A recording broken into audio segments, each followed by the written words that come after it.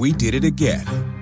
Verizon was just named America's most reliable network by Root Metrics for the 16th time in a row, proving once again that nobody builds networks like Verizon builds networks.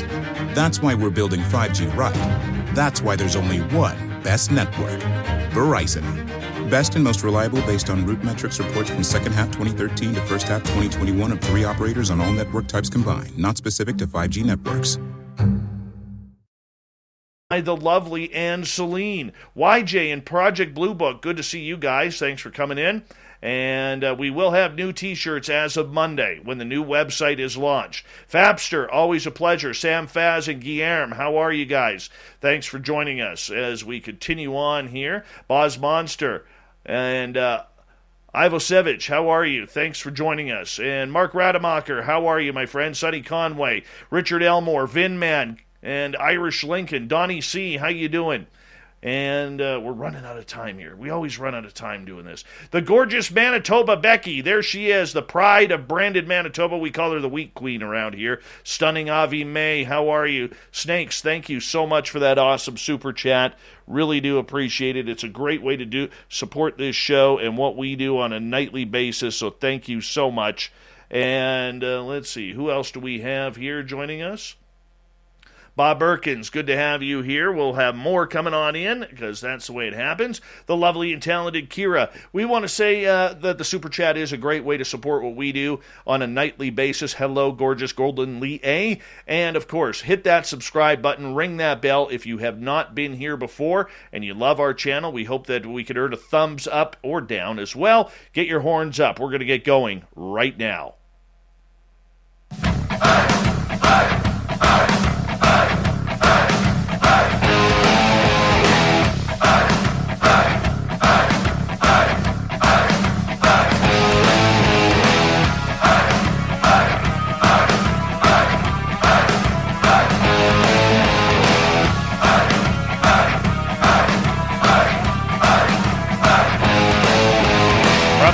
Of central British Columbia to you listening around the world, this, my friends, is Spaced Out Radio. I am your host, Dave Scott, sitting in the captain's chair of SOR headquarters.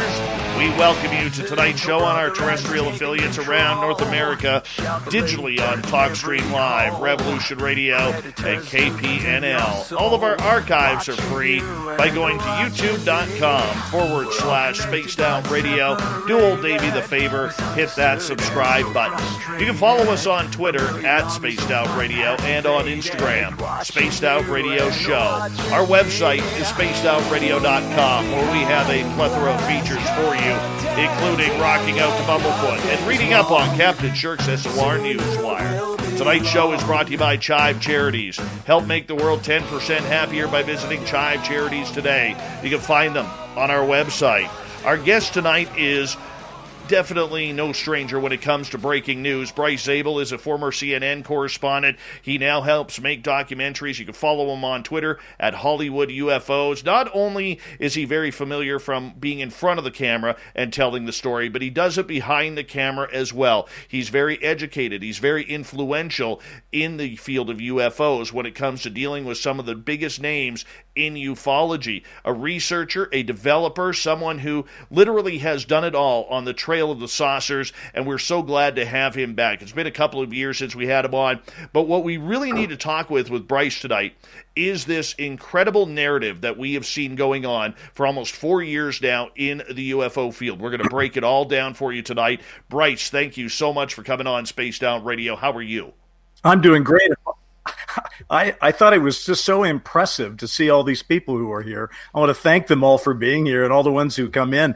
Very impressive. I've got my fully leaded coffee on board here, so I'm ready to roll and tear down a narrative or two with you. All right, Bryce, you are somebody who, like me, I mean, you had way more experience than I ever did. I almost did 10 years in mainstream media, but you built a life and a career off of journalism and mainstream television and the stories that go behind it. How do you go from being a professional journalist, from what you were back in the day, going all the way up to CNN, now going after the UFO story? How did that happen?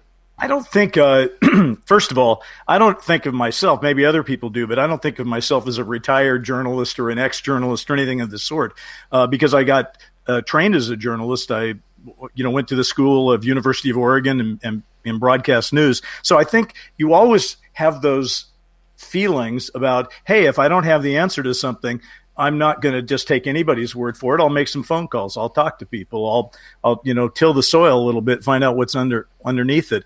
So you don't actually go from here to there. You're sort of a journalist, and then you might do other things with your journalistic expertise or whatever. So I think that's kind of what I'm doing. I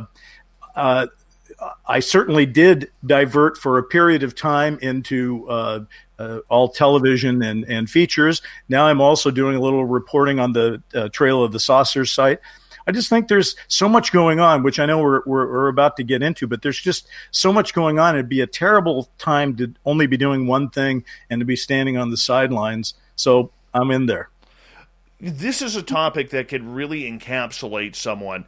And I want to start off tonight, before we get into the narrative. Over the last few years, we have seen a lot of media outlets, big-name media outlets, jump on the UFO bandwagon. As a journalist yourself, have you been happy with this coverage, or have you been satisfied but felt they could have done more, or are you disappointed with the way they've led the story? I'm not happy with it in that I would like to see more of the mainstream media commit to it and to put some of their firepower in a full-time position to look into it. If indeed it's the biggest story of our lifetimes or anybody's lifetime, then it seems like we sort of ought to be able to do that. I mean, we were able to put Woodward and Bernstein pretty much full-time on Watergate. I'm not sure why they're not doing more of that. Now, having said that, the actual product that comes out, about 80 to 90% of it is just retreading things. Things that and I know, and the people who are listening to us know. We've heard before, and it's kind of being, regurgitated or repackaged, but it's not breaking new ground. Most of that is okay when it happens that way, because there's still a lot of people that are trying to catch up on the topics. I don't take issue with it. What I do take issue with is what I would call the lazy reporting, where, and it's given away immediately when somebody, the classic giveaway is if any reporter writes little green men into any article, it's like, okay, I'm done with you. That's it. And if they sort of have kind of a above it all sneering kind of attitude, I'm not into that. But increasingly, there is good reporting being done outside the mainstream, in the mainstream. Not all of it is perfect, but that would be true of any topic, right? Journalism is always hitting a moving target. Journalism is what they call the first draft of history, right? So I do believe that the history books are all going to have to be rewritten once we sort of disclose this reality to ourselves. But that doesn't mean that journalism has to get it 100% right all the time. We just have to be moving in the right direction. What's bothered me about it is the fact that they have only taken it so far. They've only taken the story so far. Right. They haven't pushed the limits of what other people know. And I kind of blame the Stars Academy on this. The reason why is they trotted out Chris Mellon. They trotted out Luis Elizondo. They trotted out David Fravor. And it was basically like, you don't really need to go delve into this subject. We're going to give you what you need. And that was just good enough. You didn't see Dolan. You didn't see Grant Cameron. You didn't see any of these long time, even the late Stanton Friedman before he passed away. Right. You didn't see any of them coming on for commentary or the second part of the story. And I found that very disappointing with the media, because it really showed in my eyes that really the media didn't know what to do or how to all of a sudden take this topic after years of complaining and griping about it. But and you're so right about that. But what's really the dynamic? The dynamic historically in the mainstream media, and I even hate to use that, we're in media in general, okay, over the years, has been to keep this topic at arm's length, because the one thing a journalist cannot handle is being made fun of, right, for going off on a wild goose chase, right? That's a career killer. So they can't have that. What's going on right now is that increasingly reporters around the country, local reporters and national reporters and international reporters, are starting to say, there's a lot of smoke there, but there's some fire as well. There's a lot of signal, but a lot of noise, but there's a signal, and you're starting to get people waking up. If I was running a newsroom, hey, I would love to grab a couple of reporters from any of the major newspapers and say, this is a big story. We're going to start breaking stories in it. Whatever else you're working on, we'll handle it. Get to work on this one. You're full time. That's what I would like to see happen. Now, on the other hand, there are moments where you start to say, well, there's a promise. I don't know what you think about it, but I just read Ross's In Plain Sight. And what I like about what I read there is here's a guy that's an investigative reporter in Australia who just basically said, I'm going to take a couple of years and look into this and get back to people. And he was honest, about who he talked to and how he talked to them and what he learned and how he's changed his opinion on certain things. So I think we're by degrees, not perfect, a little bit at a time, but we're getting there. And I want to see that, but I guess the follow-up questions is what's really irking me, because when I went to broadcasting school, we were always taught, look, ask the first question or feed off the first question, but never be afraid to ask the follow-up. Yes, and we're not. absolutely. The DNI report is a great example of that. Not a single journalist asked, why did we not go prior to 2004? What about absolutely? It's crazy. It's crazy. That's crazy. But here's something else that's crazy. This whole thing sort of got rolling in the modern time on December 17th, 2017, right? That a day that will be etched in our minds, all right, with the New York Times article. So that was 3 years before the 2020 election. We went through how many debates between the Democrats and the Republicans and Trump and Biden and the vice presidents had a total of 4 debates. Was there no time in any of those dozens of debates for a reporter to just really get into that? How is that still happening? Okay, I think that's kind of an indicator of where we stand, in that people are still afraid to be seen as taking it seriously, and that still bums me out. And I want to do what I can, and I know you're doing what you can, and so are the people listening to us, to try to make that a little less common. But that's, if you want an example of where we're going wrong, that's a good one. We can't even, in a debate that goes on hours in a matter of public policy, talking about national security, ask about UAP. And again, you are so right also about the report. If I read the report, and while I think there were things that were good about it, I'm not going to trash it 100% by any means, but it made it sound like nothing was going on until 2004 with the Nimitz, right? And I'm thinking, well, okay, if all you do is you think UFOs really got kicked off in 2004, then you would not be blamed for thinking, well, maybe they're China or Russia. Because, hey, and since 2004, they probably got pretty good tech. But if you start to think about those same objects being sighted in 1945, 6, and 7, and 8 through the 50s, well, China didn't even have an air force at the beginning of that. And Russia certainly wasn't building them at that point. So I think what we've done by degrees is move into phases. Phase 1 is we admit they're real. Phase 2 is we admit we don't make them. Phase 3 is we say we don't think China or Russia make them. So we're now rapidly getting to where we'll be able to call ourselves in phase 4, which is, well, do the math, folks. If we don't make them and they don't make them and they're real, who does make them? Well, and I think people are starting to finally figure that out, because in the most recent interviews over the last couple months, we've seen Chris Mellon and Luis Elizondo kind of shy away from using the words Russia and China. Yes. And I think that was a very, very good move in regards to that, because when you eliminate the vocabulary, you're now not saying it. And that says a lot if you're not saying it. Yeah, absolutely. And there's an interest, I have a site on the Medium publication called Trail of the Saucers. And my co-editor, David Bates, wrote an article. I think it was titled something like UAP are not made by Russia or China, and the Pentagon knows this. And it got the most reads of anything we did last month because people are hungry to say, that's true, damn it. I know that's true. I want to read more about it.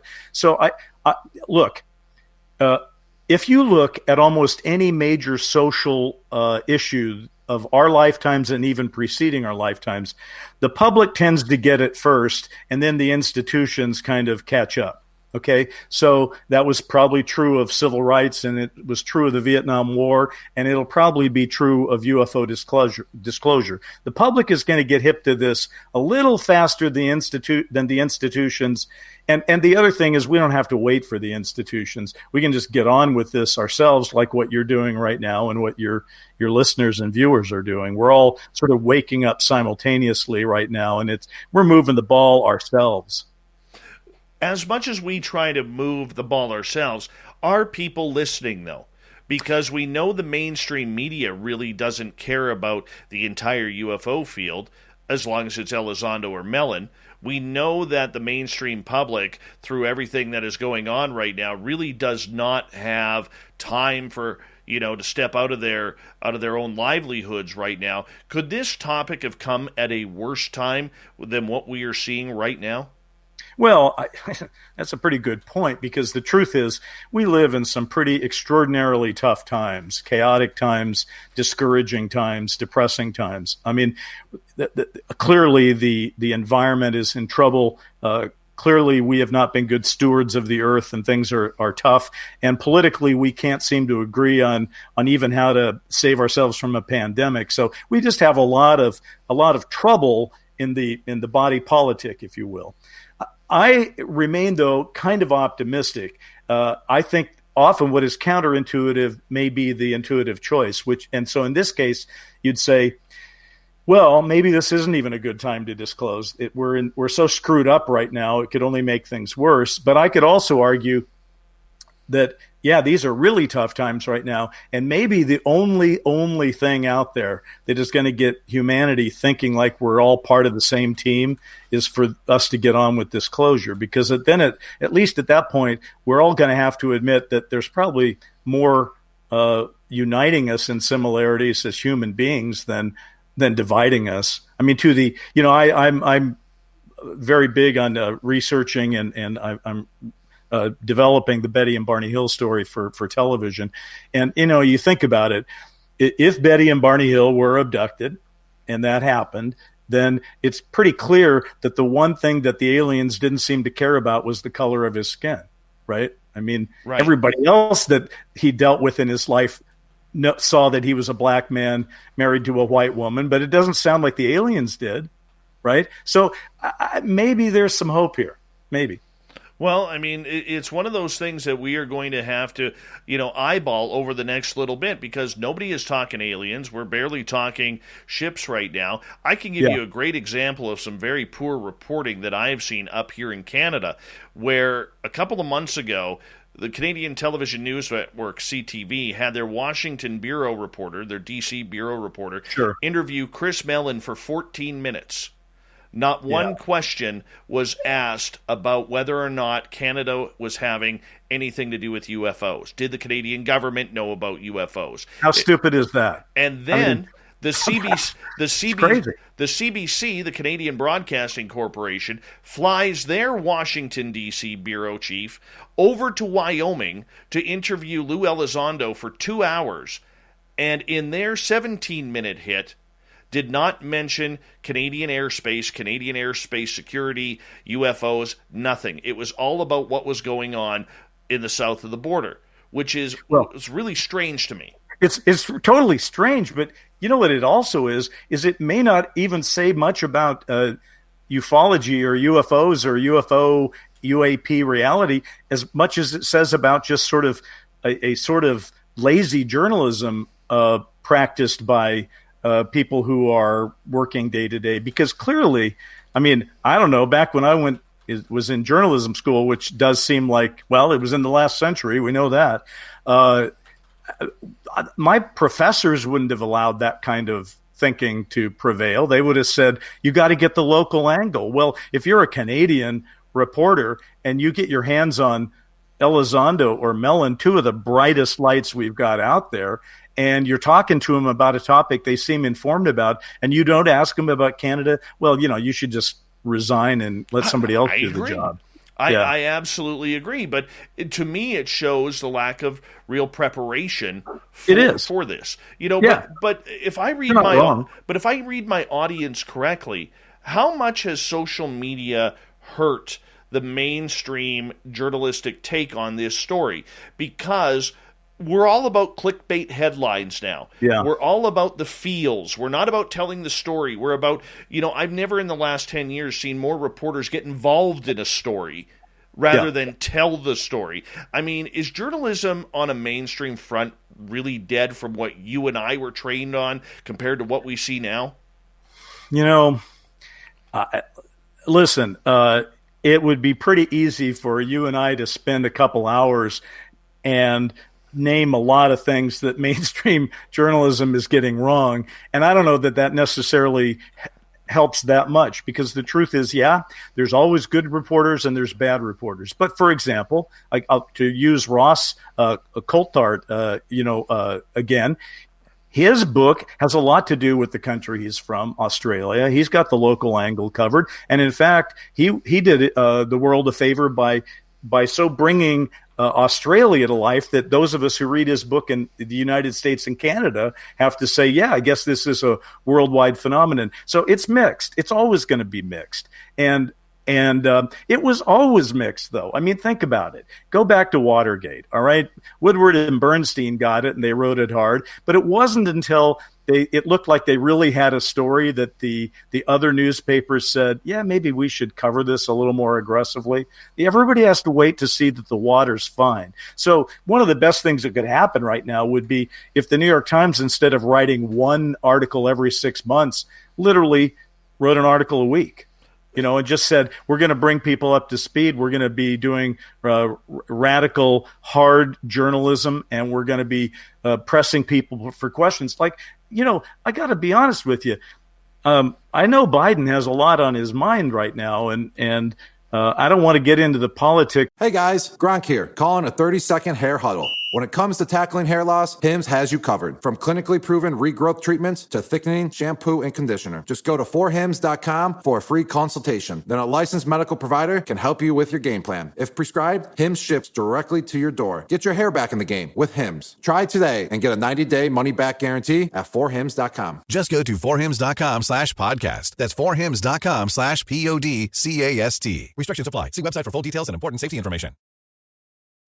Okay, so you won't believe this. I mean, I sure couldn't. The deals at Kohl's right now, they're epic. I got the cutest fall tops from Sonoma Goods for Life for $10.99. $19.99 sneakers I can wear everywhere. And I picked up a Keurig coffee maker for less than $100. Amazing, right? I even got some Kohl's cash. So ready to break out all the layers and pumpkin spice everything. It's fall, y'all. Select styles. Sale ends September 12th. Some exclusions apply. See store or kohls.com for details. Of on that level, but how is it possible that in a time when this report came out on June 25th that the President of the United States, or in fact the Vice President Harris, who was on the Senate Intelligence Committee and voted for that report when she was a senator, how is it possible they're not getting asked about this? How is it possible that they don't have to go on the record? Why is that acceptable in 2021? I don't understand it. I don't think it's right, and I think it's got to change. Now, that can change because institutionally, as you point out, journalism can up its game, but there's other ways. We're just going to have to demand that our representatives do a little more work. Well, we got 2 minutes before we have to go to break at the bottom of the hour. Bryce Zabel, Trail of the Saucers, is on here, and you can find him on Medium for Trail of the Saucers. I mean, this is going to be a great topic. When we come back from the break, I want to get into the narrative sanction of everything, because I don't know about you, but when I first saw that To the Stars Academy not to bring up old hat or old news, but their first press conference. Sure. There was two things that kind of got my mind that day. Number one, no press at a press conference. That one was a red flag for me. And that's kind of a problem. And number two, I'm looking outside of Tom DeLonge, a bunch of people that all have ties to Robert Bigelow, and that was never mentioned either. Well, because, you know why it wasn't mentioned? None of the reporters who weren't there wouldn't have known anyway, because they didn't know who Robert Bigelow was, and they hadn't done any investigation to find out whether they all worked for Bigelow or knew him or So it's like it just takes a while to get the engine up and running. And it's not quite there. The public's more interested in this currently than journalists. But I got to tell you, there are a lot of journalists who, if given the go ahead from their management, would love to dive into this story. It's a juicy story, and it's going to be the gift that keeps on giving in disclosure. Where that the stories never will end once we get this out before everybody. Well, I hope that's right, because we do need some investigation. But I mean, what I see there are very few investigative journalists like Ross Coulthard who are still out there. If you hear the siren in the background, that's because the Japanese aren't coming. The Russians they're aren't coming for you, my friend. All that trash talking yes. of journalism and the government, they're coming for you. Yep. I expect the black bears to be around here in no time, literally no time. Bryce, I'm going to get you to hold on right there. We're going to step away for a break here at the bottom of the hour. Bryce Zabel, the UFO narrative. We're going to start getting deep into the narrative when we come back here on Spaced Out Radio. Why is there a narrative? How did it begin? Why are we not talking about it more on Spaced Out Radio?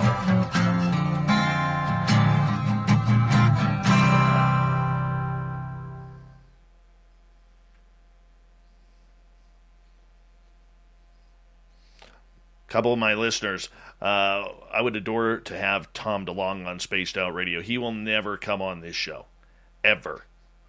Tom? Yeah. Never. Well, I think he's a little gun shy right now. He got a lot of blowback from his, what he, and also, let's face it. I mean, how would you feel if you were running an organization and you had a mass desertion at the end of the year? That would be, I'm sure he's still kind of reeling and wondering.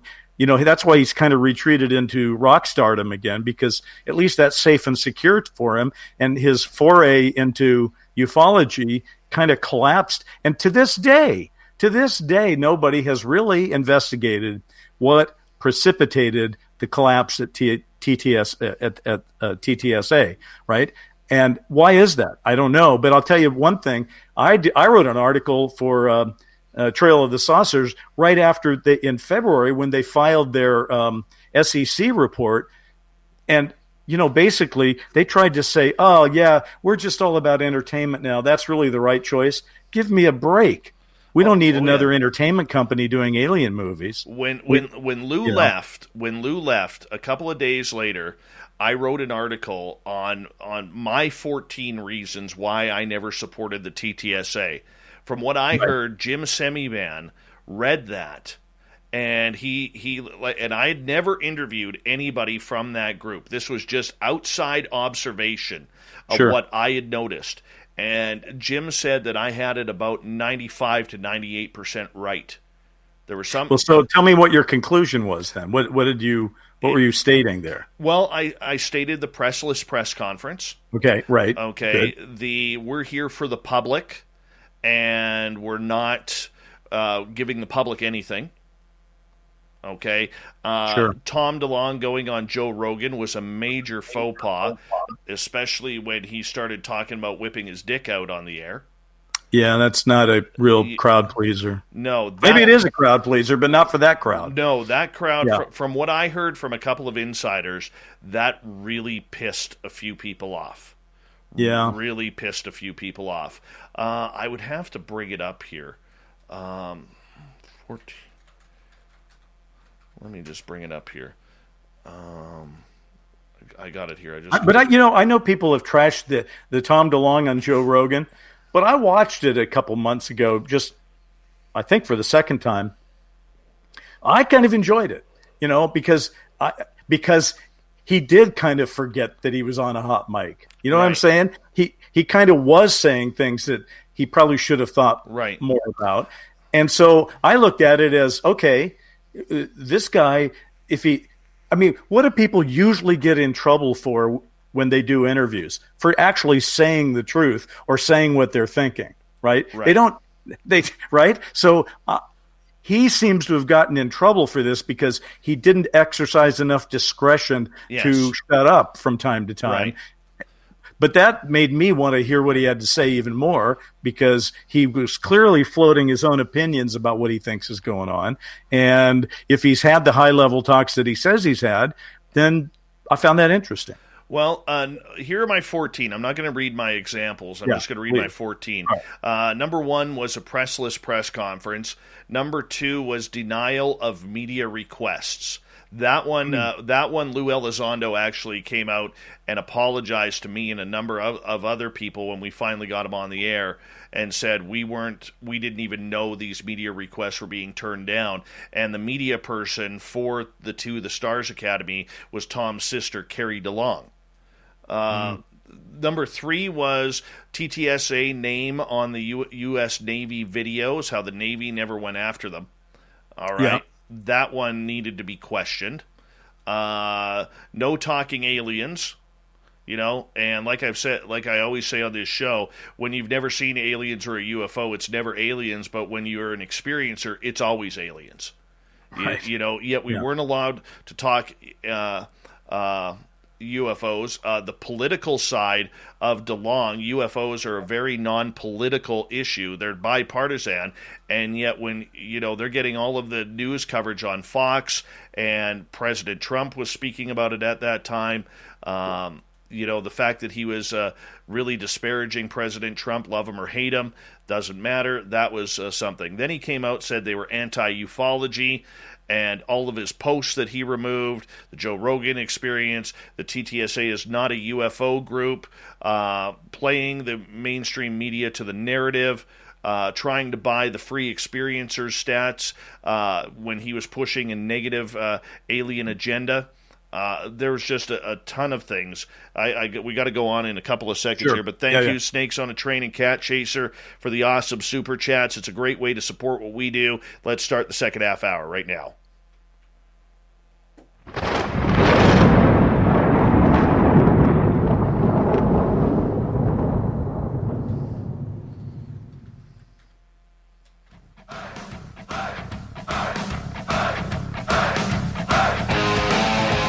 Second half hour of Spaced Out Radio is now underway.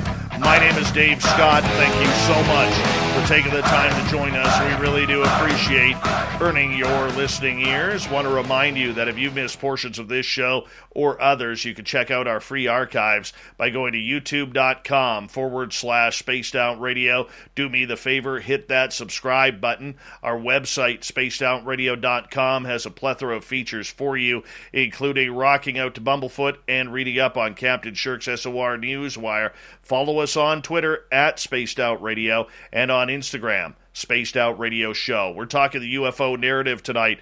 Journalist Bryce Zabel is with us from Trail of the Saucers on Medium. You want to check that on out, Bryce. Let's get right into the Medium because the narrative is something that has really been pushing. I have been saying for almost 4 years, quoting Marshall McLuhan from back in the 1960s, the medium is the message.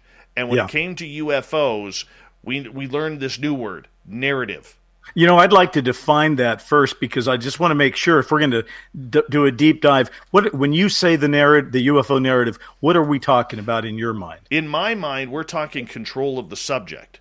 Okay. All right. Where we are seeing for the last few years, certain people in ufology really disparaging people who have done a lot of work over the last number of years and really trying to take over the entire storyline of UFOs. Right. Right. I mean, gone are the days of where we see Richard Dolan on major shows, or you remember Stanton Friedman was a frequent guest on Larry King Live all the time. But there's always a nostalgia for the good old days, and I was friends with Stan Friedman, and I have 2 of his books under option, and I've got a project where Stan Friedman's a character. It's the Roswell movie we have called The Crash, and it's so I have a lot of bona fides for being, I guess, somebody who cares about him. But I will say this. Stan wasn't a constantly evolving analyst, right? If you put Stan on in 2018 versus Stan in 2015 versus Stan in 2009, you got roughly the same things.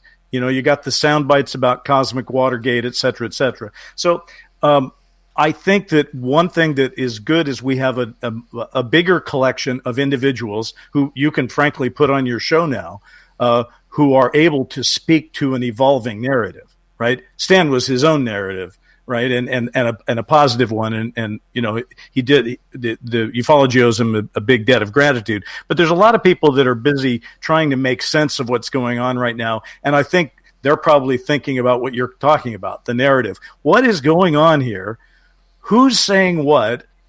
Why are they saying it?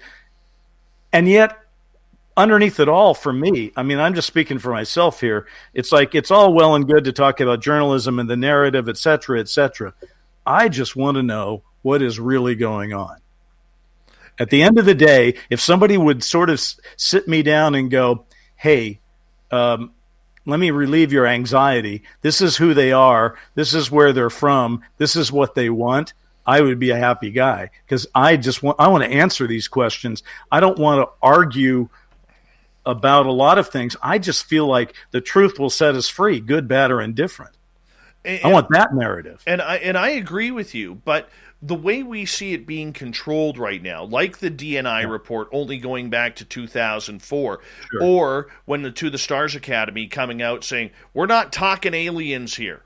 We're talking, threat narratives. We're talking right, these craft. We don't know where they're coming from. Well, in my opinion, breaking it down, maybe too simplistically, if it's not Russia, it's not China, not anybody on this world, someone is flying that craft. If it's not from here, it's alien. Right. Or it's exotic. I mean, I guess it could be, there's other options besides alien. I guess there are interdimensional options, time travel options, local options. But what I was just going to say about this kind of goes to your journalism and to the narrative, kind of in one little piece here. What I found most disappointing about the June 25th UAP report was not even what was in the report. It was that nearly 100% of the coverage was about what was in the report, a quick once-over, and then it was written on June 25th and 26th, and then it faded out. There was almost no analysis. Nobody was analyzing the report. Nobody was doing a deep dive. Nobody said, okay, the report made it sound like it was in 2004. Here's an article about everything that happened before that, or whatever. Or why did nobody say, okay, if they're seeing Tic Tacs in 2004, when was the first Tic Tac reported?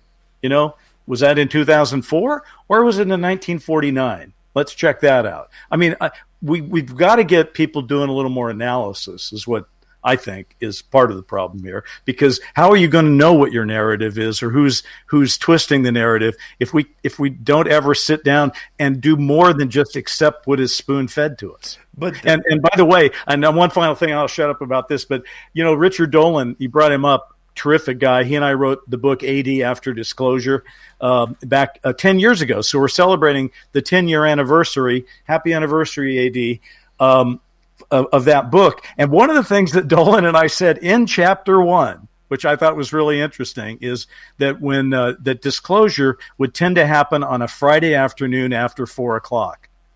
And son of a gun, that's when they dropped the UAP report. Now, that was one of the most specific things I've ever put in a book or an article as far as predictions go. And the reason I did it, because like you, a journalism background, I just said, if you're trying to bury something, you put it on Friday afternoon when it's not going to quite get in, and then they're going to have the weekend scrambling, and that's exactly what happened. I'm smiling here because I had said the exact same thing to our audience, and I had a couple of people, including some pertinent guests, say, no, that's not going to happen. It's not a Friday afternoon story. And I said, watch, it's coming out on a Friday.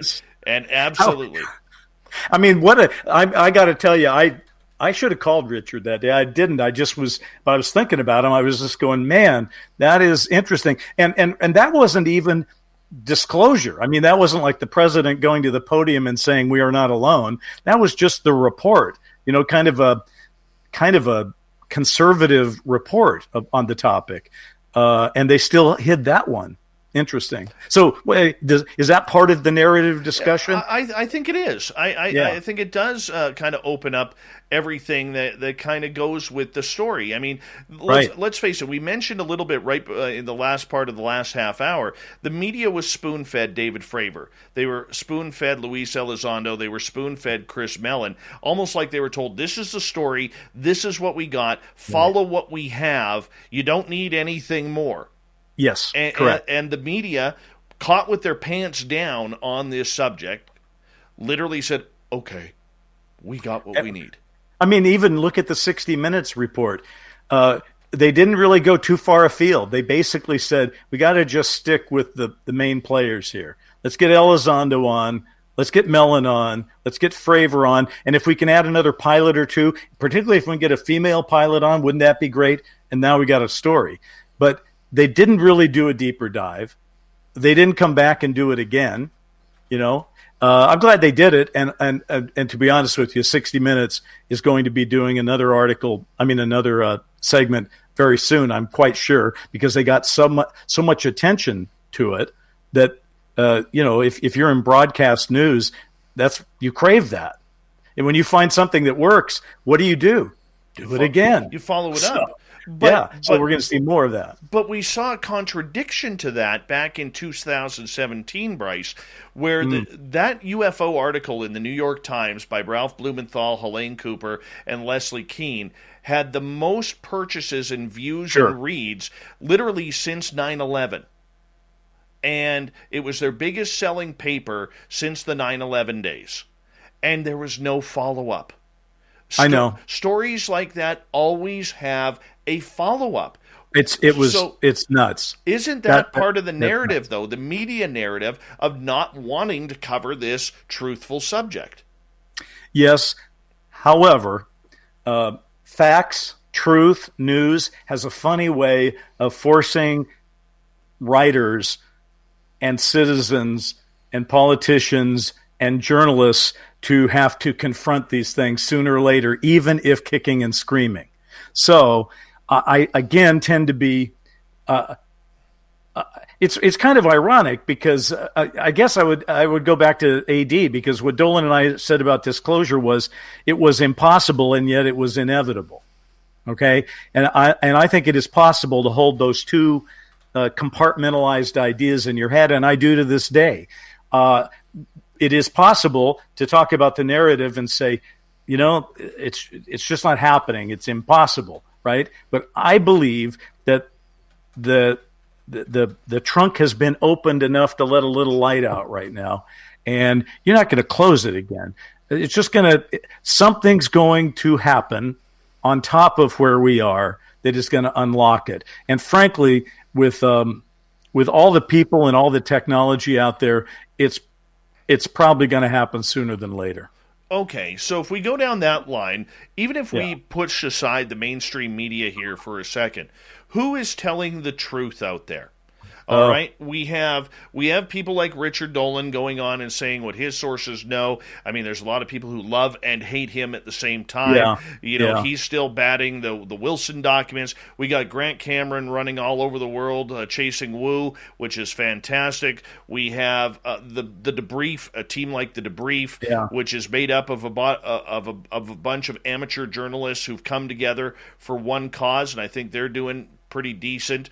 We see John Greenwald from the Black Vault using his FOIA request to try and bring some sort of rationality to everything. We have a lot of haters in this field jumping on everybody. I mean, this field right now is a real mixed bag of nuclear waste when it comes to UFOs. It's very funny you just said that, because while you were talking, right before you said mixed bag, I wish you could have seen the thought balloon in my head, because I was thinking it's a mixed bag, and then you said it, so now I'm freaking out. But yeah, it is a really mixed bag, and I guess people tend to do what they've always done. They tell their version of the truth.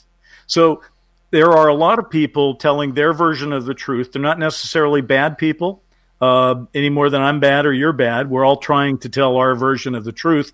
And because there's been 75 years of denial and ridicule surrounding this topic, the truth is a little harder to get your hands around and your arms around. With MailChimp, you get a whole lot more than a URL. You get an all-in-one marketing platform to help drive sales.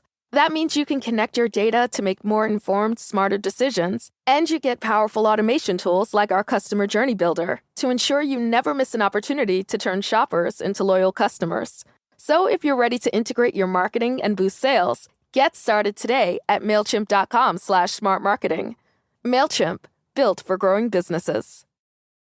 Hey y'all, Miley Cyrus here with a question for you. None of us are the same. So why are we all using the same skincare? Through Hers, you can get customized prescription creams formulated just for you 100% online. Go to forhers.com to start your free skin consultation. A dermatology expert can answer any questions and help you find the perfect skincare solution for you. Try today and get a 90-day money-back guarantee at forhers.com/skin. Restrictions apply. See website for full details and important safety information. So it's not as easy as it could be or could have been. And it's going to be messy. So, yeah, who's telling the truth? Some people are probably deliberately not telling the truth, but most people are trying to tell their truth. And the problem is, I guess that's what I'm doing too, and that's what you're doing. But all I can say is, when I talk to, David Bates, of the editor on Trail of the Saucers, we always just try to say to ourselves, well, how do you pursue this with integrity, right? Because that's all you've got. I mean, so I think going forward, you have to try to take it with integrity. So you mentioned the guys at the debrief, and I agree with you. They do look like they're trying to take this on with integrity. And I have to support that and salute them for it. But is there one person out there at this point today who is just nailing it? And I don't know. I mean, I don't think I know that person. Well, we seem to have taken turns. And what I mean is, for the first couple of years, it was all of a sudden Tim McMillan, who's a great friend of this show, really came out of nowhere, never been a writer or a journalist in his life, where all of a sudden he's breaking all of these massive stories. We've seen that with Danny Silva, with the Silver Record. Absolutely. Where Danny, I believe his father was a journalist, and Danny started a blog, and then all of a sudden, because he showed his heartfelt love for TTSA, and I know if he hears this, he's going to smile over that, because we've always kind of agreed to disagree with that. But, he ended up getting and meeting a lot of interesting people who were... I admire Danny. Yeah, he was very, very... I think he did a great job. He's done a great job. And by the way, there's a lot of people, like, James Fox, by the way, I think is someone who I admire and who has done good work, but he kind of moves at a slower pace than the news events are going. So, it took him 7 years to get the phenomenon out there. And I think we need our reaction force needs to be a little more fast reaction than that.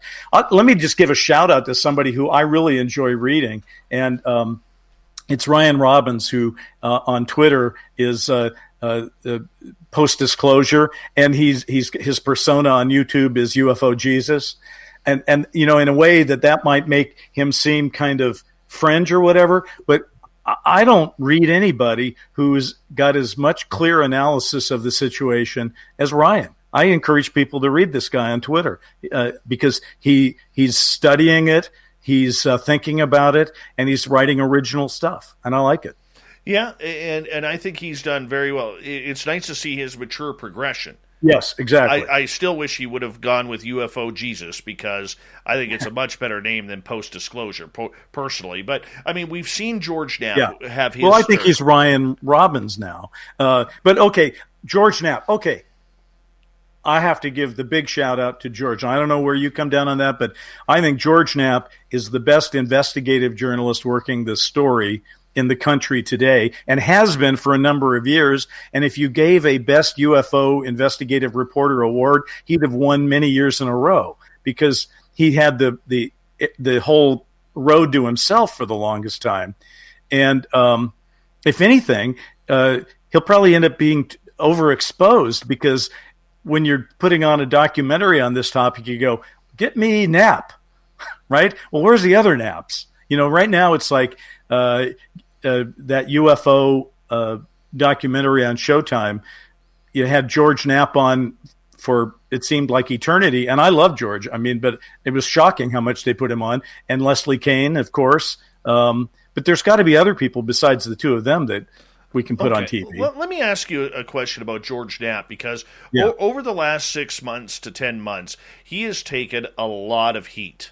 Yes. From the UFO world and podcasts and people who believe he's bought, that he is part of the entire UFO narrative. He's holding back information. We do know he was an investor in the To the Stars Academy. We now see him working very closely with Jeremy Corbell, and for some reason the UFO community really hasn't attached itself to Jeremy Corbell. They made I mean, so George has become a little bit of a polarizing figure here. Which shocks me, to be honest, Dave, because that guy is not bought. He's an honest man. I mean, in my dealings with him, he's terrifically knowledgeable, and he's honest. And he's also, to the extent that people want to fling those arrows at him, what they're really responding to in many cases is George is a journalist of the old school, who, if he gives you his word, he won't do something. He'll protect a source or whatever. He would actually do that. And somebody might think that's withholding, but bought? I don't think so. Okay, I'm going to give you, and I'm saying this, I'm a George Knapp supporter.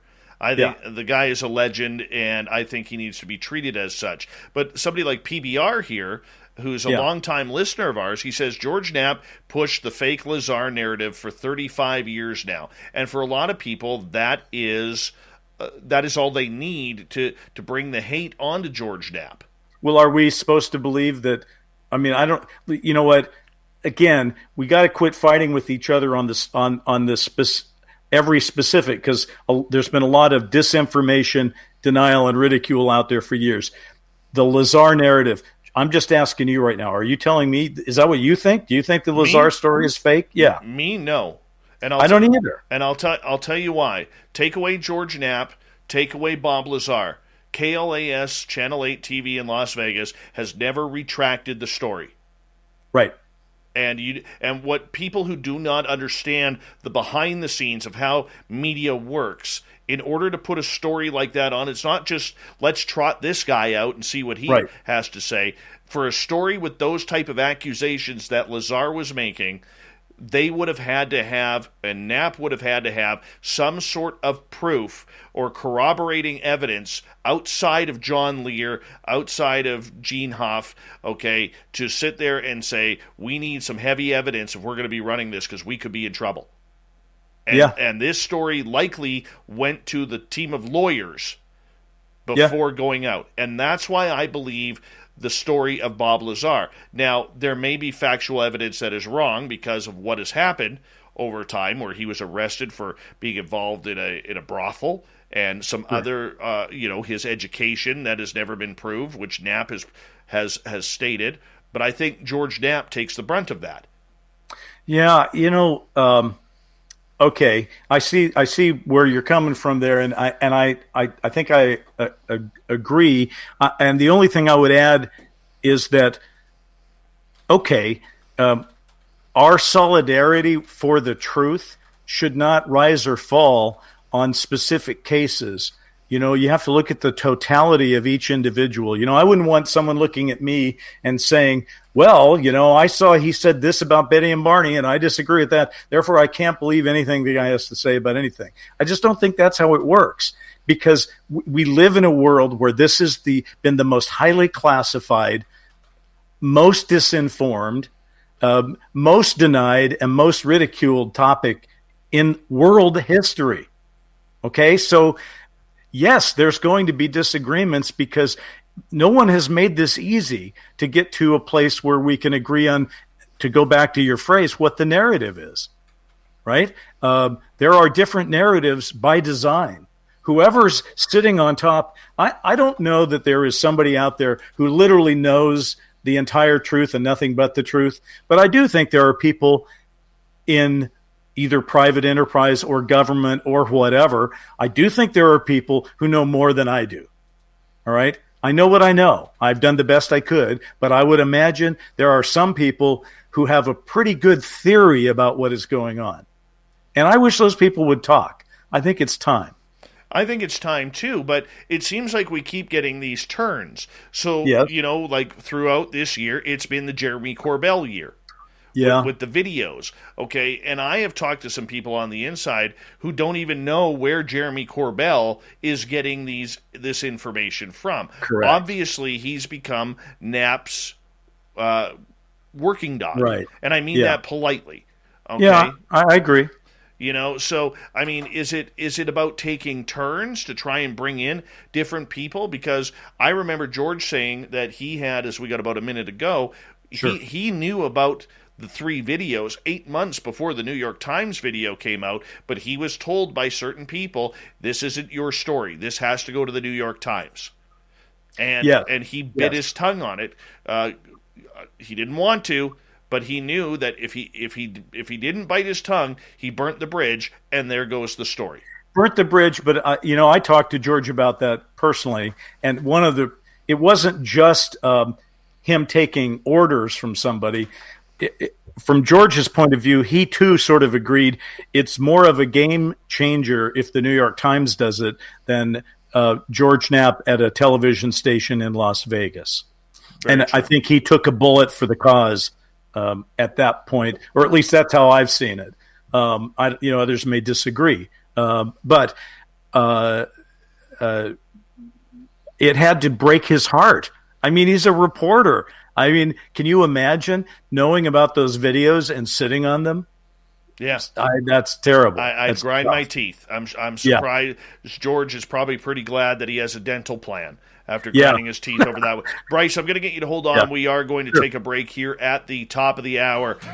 The UFO narrative continues with journalist Bryce Zabel here on Spaced Out Radio as we enter hour 2. Oh, man, this is a great heated discussion. We're getting into some real good stuff coming up next on the mighty SOR, so stay tuned.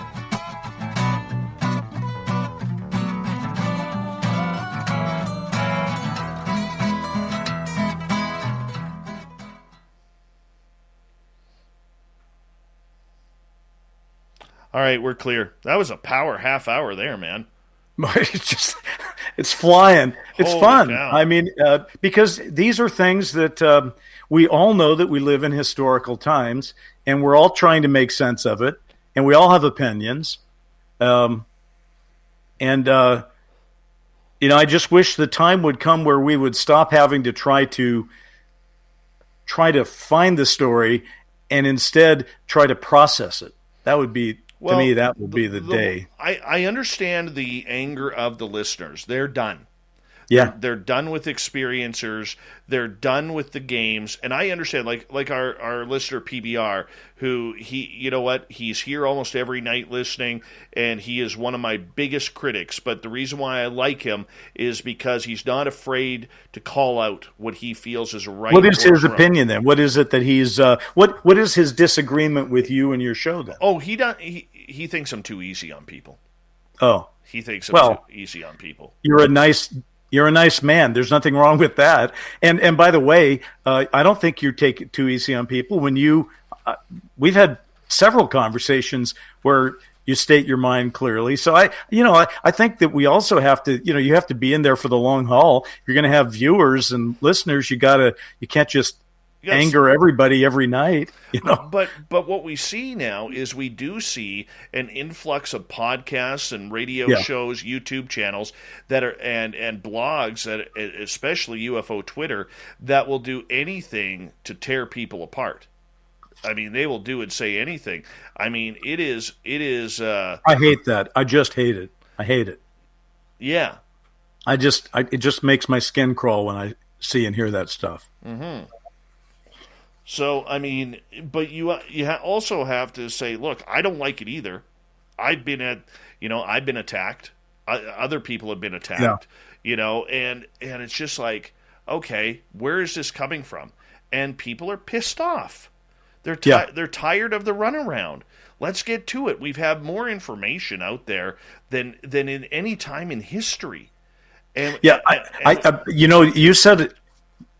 Bingo. I hope when we come back that what you just said, we say again, because I do think that is part of what's going on.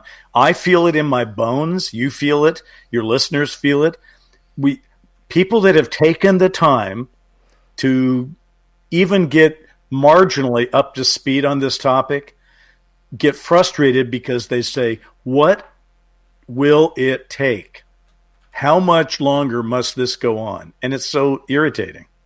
Absolutely. We can hit that when we come back because I think that's a good angle to hit. So, I mean, I'll just shut up about that right now so we don't waste anything during the break here. Yeah. But no, this is fantastic conversation. I really do believe, though, as much as I love George Knapp, I really, really have a strong feeling that Ross Coulthart's going to be the man who breaks it. I really do. Somebody down there is going to just all of a sudden talk to him. And Ross is, I've spent some private conversations with Ross. Yeah. Because I guess I feel like a kindred spirit to the guy. I know what he's going through. I know where he's coming from. Ditto. And I know where he is in the process. And I suspect that you're feeling the same way. And that's interesting that you say it. Because I got to say, man, that's exactly what I feel. I feel if anybody's going to be that guy, it'll have to be an outsider like Ross, who's now moved outside the system to do this. Yeah. And because the guys in the system, the Leslies and the Ralphs, aren't getting the job done right now. And it may be because they don't want to, or it may be because the New York Times won't let them, or I think whatever. That's it. I think that's it. Yeah. Which is stupid for the New York Times on a business level because it's selling papers. Yeah. I mean, oh my God, yeah. This is, I mean, the sheer idiocy. And it's funny because every time a television show, whether it's Fox News, CNN, it doesn't matter. Not these idiotic documentaries that have the same people on every same UFO show. Oh, I know. But I mean, we're talking real outlets here. Their numbers spike huge when they talk UFOs. They spike, and we're not talking a couple 100,000 people. We're talking a couple million people per time. Yeah, and, I know. And it's obviously a moneymaker. Yeah. Right? Yeah, I mean, that's what's frustrating. If I write a very well-received article, the most I'll probably get is like 35,000 reads, which is a lot. Okay, mm-hmm. But it ain't New York Times numbers. The numbers they're putting on the board are pretty big, and I wish they would use their ability to command the public's attention a little more aggressively even than what they're doing. Right. But they're not. We've got about 45 seconds here. All right. I want to look up something here. Hey, Alien Critter, I'm trying to push my radio station in Mississauga, Ontario, to get Justin Trudeau on because I know he's been read in.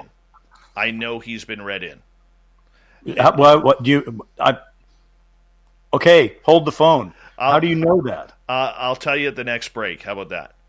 Okay. All right, big thank you to Lori, to Snakes on a UFO, and Cat Chaser for the amazing super chats.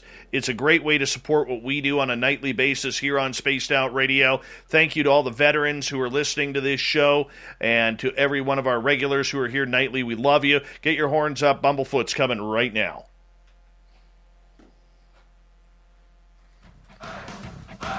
You're listening to Spaced Out Radio with Dave Scott. Follow Dave on Twitter at Spaced Out Radio and on Facebook, Spaced Out Radio Show. Hour number 2 of Spaced Out Radio is underway. My name is Dave Scott. Thank you so much for taking the time to join us. We really do appreciate earning your listening ears wherever you are on this beautiful planet we call Earth. Want to say hello to everyone tuning us in on our terrestrial affiliates around North America and digitally on TalkStream Live, Revolution Radio, and KPNL. All of our archives are free by going to youtube.com/Spaced Out Radio. Do me the favor, hit that subscribe button. The Desert Clam has set the password for tonight in the SOR Space Travelers Club. Radiogoniometer. Yeah, I'm only saying that once as the Clam sets a password each and every night right here on Spaced Out Radio. Our website, spacedoutradio.com, we have a plethora of features for you, including rocking out to Bumblefoot and reading up on Captain Shirk's SOR Newswire. Follow us on Twitter at Spaced Out Radio and on Instagram, Spaced Out Radio Show. From Trails of the Saucers on Medium, we have journalist Bryce Zabel with us talking UFOs and the narrative all night long. And Bryce, I'm going to work in an audience question here from Marie down in Los Angeles. She's wondering if you've seen the film The 11th Green. She has many questions to the government after watching this film just the other night, called it a real cerebral movie. You know, I just saw that pop up on your screen, and I'm sitting here going, I wanted to write her and respond to it. But the last time I tried to do that, I ended up popping off your screen. So I'm not doing that. But Marie, great question. I just saw it myself a month ago. I really enjoyed it. And, you know, I think you probably know that I'm the creator of the Dark Skies show. And I found it to be very dark skiesian is how how I would describe it, because it's weaving that, the history and portraying real people, in this case, Eisenhower and Obama and all that, which is what Dark Skies tried very much to do. So, yeah, I liked it, and I liked it a lot. I thought they accomplished a lot for probably not very much money. I think Campbell Scott is one of the more interesting actors of his generation. I enjoyed seeing that. And what I thought, I can't remember who wrote it, and I don't know that I know them anyway. But I did find it to be extremely informed about ufological events, which is from history, and to weave them kind of seamlessly into its narrative. So I really enjoyed it, and I would recommend it for people. It doesn't have to be 100% true to be a good film. And if you know your ufological history, folks, this is a good one to watch. Well, The 11th Green, which is a kind of a weird title, which has to do with the golf course that Eisenhower's property is looking over, I think, is what the reference is. But check it out. It's pretty good. I got it on Amazon, I think. All right. Well, I appreciate that. Bryce, one of the things we are seeing in the field of ufology these days is not so much from all the people that are now involved and have broken this subject down to quite a minute detail. Yeah. But we're seeing a lot of anger. I see it in our... For the ones finding new ways to ensure the job always gets done. For the ones wearing many hats. For the ones who are hands-on, even from far away. And the ones keeping business moving forward. We are Grainger, offering supplies and solutions for every industry, with 24/7 support and experienced staff at over 250 local branches. Call, clickgrainger.com, or just stop by. Grainger, for the ones who get it done. We did it again.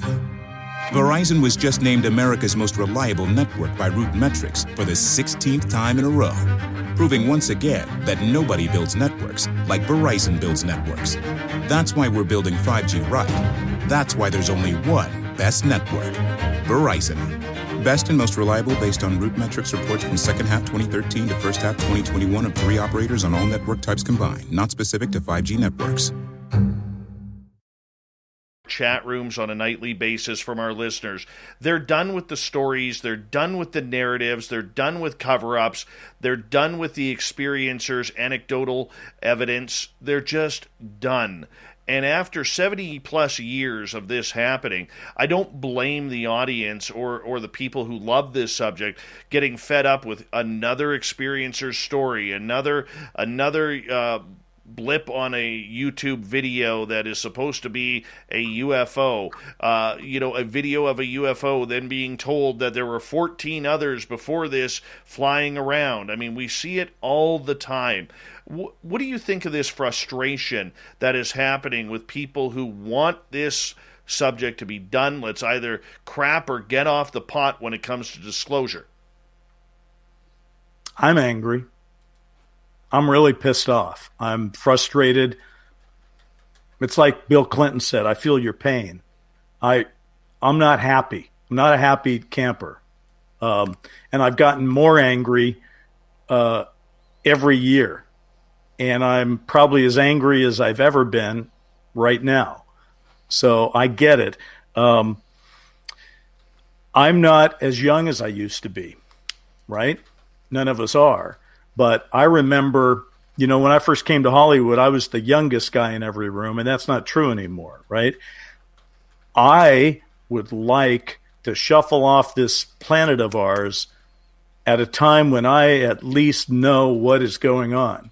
And I am getting increasingly frustrated by that. And by the way, on the experiencer thing, not to open up a sore point or to pick a fight with anybody, but I'm a speaker at the IUFOC on Sunday, the 12th.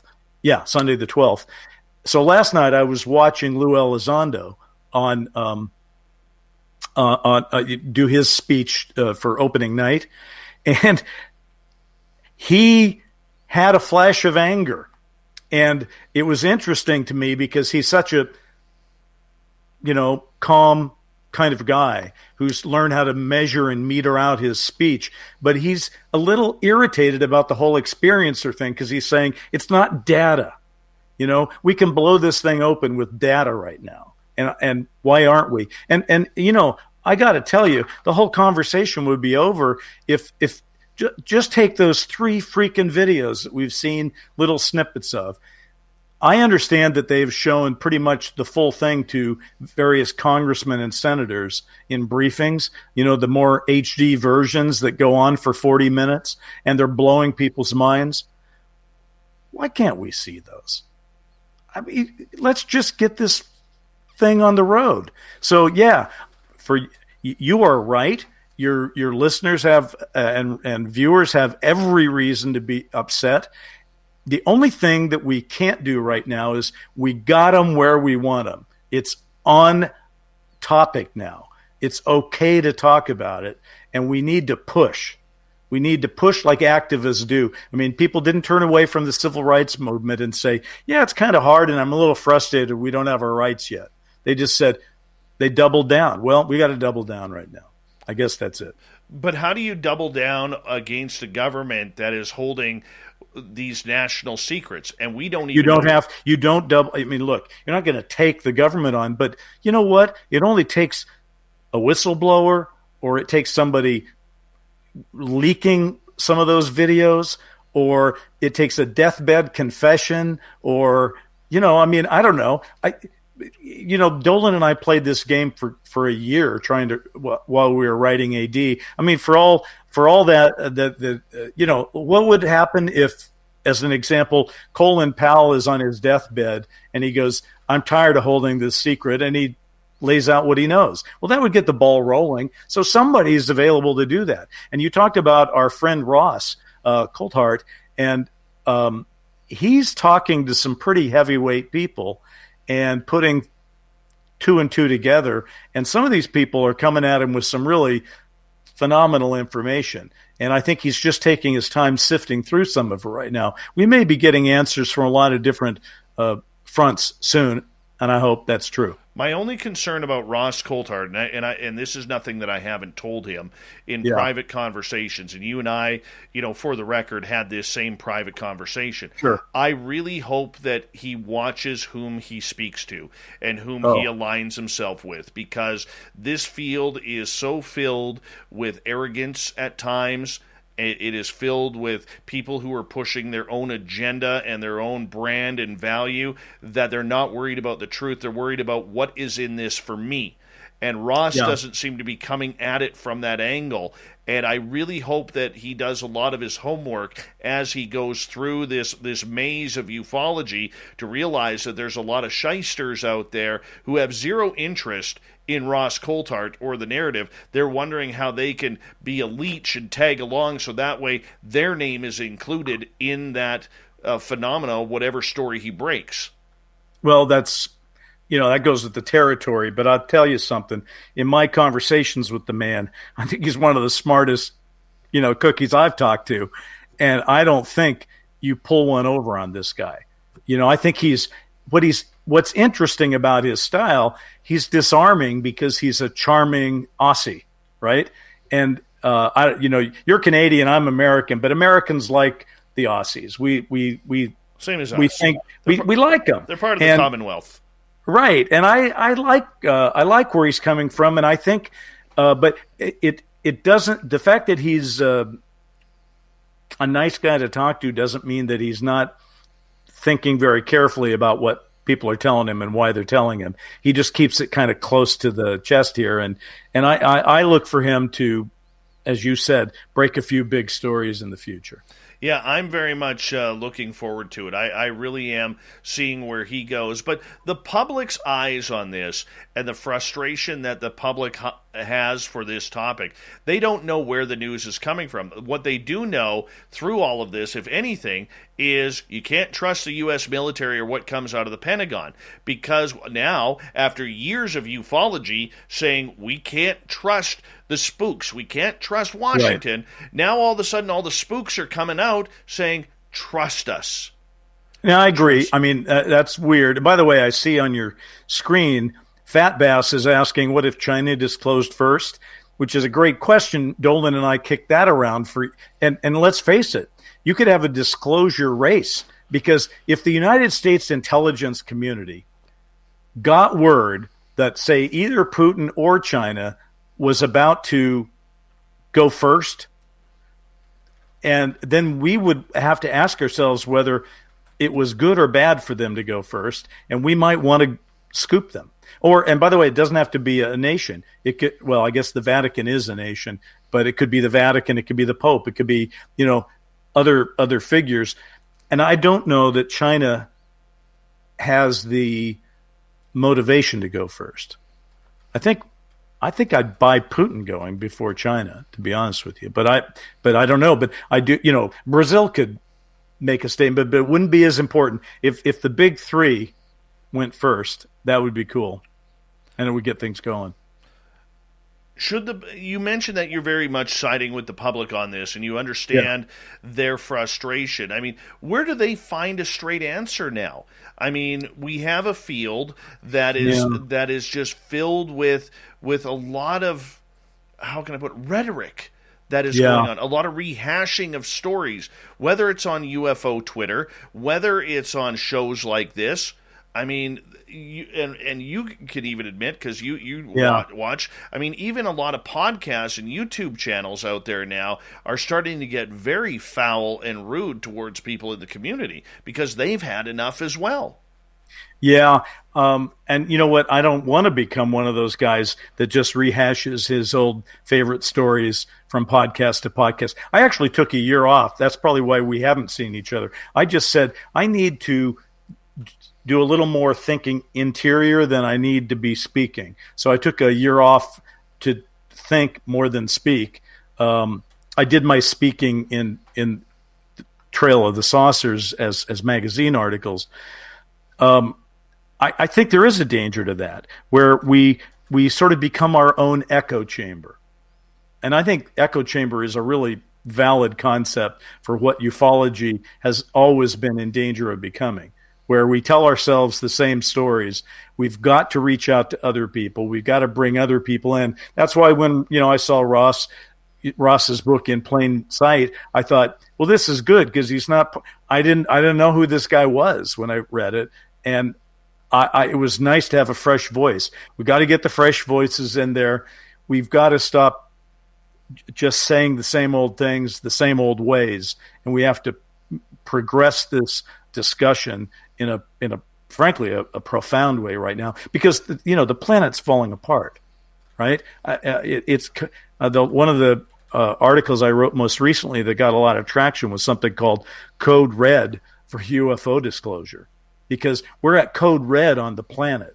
What does that mean? I mean, the planet is losing its ability to sustain us. At the same time, we're still grappling with this nonsense about whether we're going to tell ourselves what's really going on with the UFO issue. That is incompatible with our best interests. Now, that's what scares me, because I think it is possible that the reason it's been so difficult and continues to be so difficult is that the truth, such as, I put truth in quotes because it's obviously a tough thing to figure out exactly, but maybe it's not good news.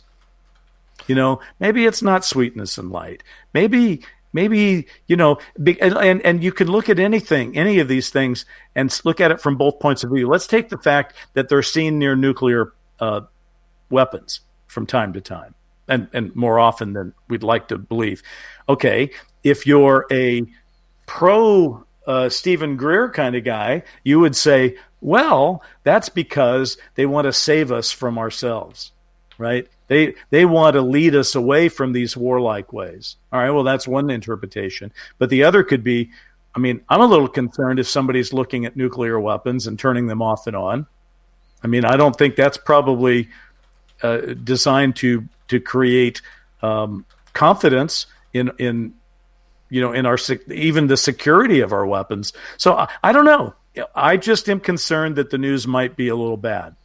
Well, but here's the thing. We have people like Dr. Stephen Greer charging thousands of dollars for these CE5 contact stories. We see people coming out of the blue, whether it's Demi Lovato or somebody along that line, all of a sudden posing as ufologists. Look, Demi Lovato has in total over 104 million followers on her social media platforms. That is good for the subject. But is the content there? Should she be the voice? Should it not be some veteran ufologist leading her around so she can learn about it rather than being the star of the show? And this is where a lot of people in ufology and even outside of ufology look, oh man, really? Demi Lovato now? You know what? It's like, I don't need Rob Lowe to explain UFOs to me. I don't need Demi Lovato to explain UFOs to me. And listen, I'm a child of Hollywood. At least for the last 3 decades.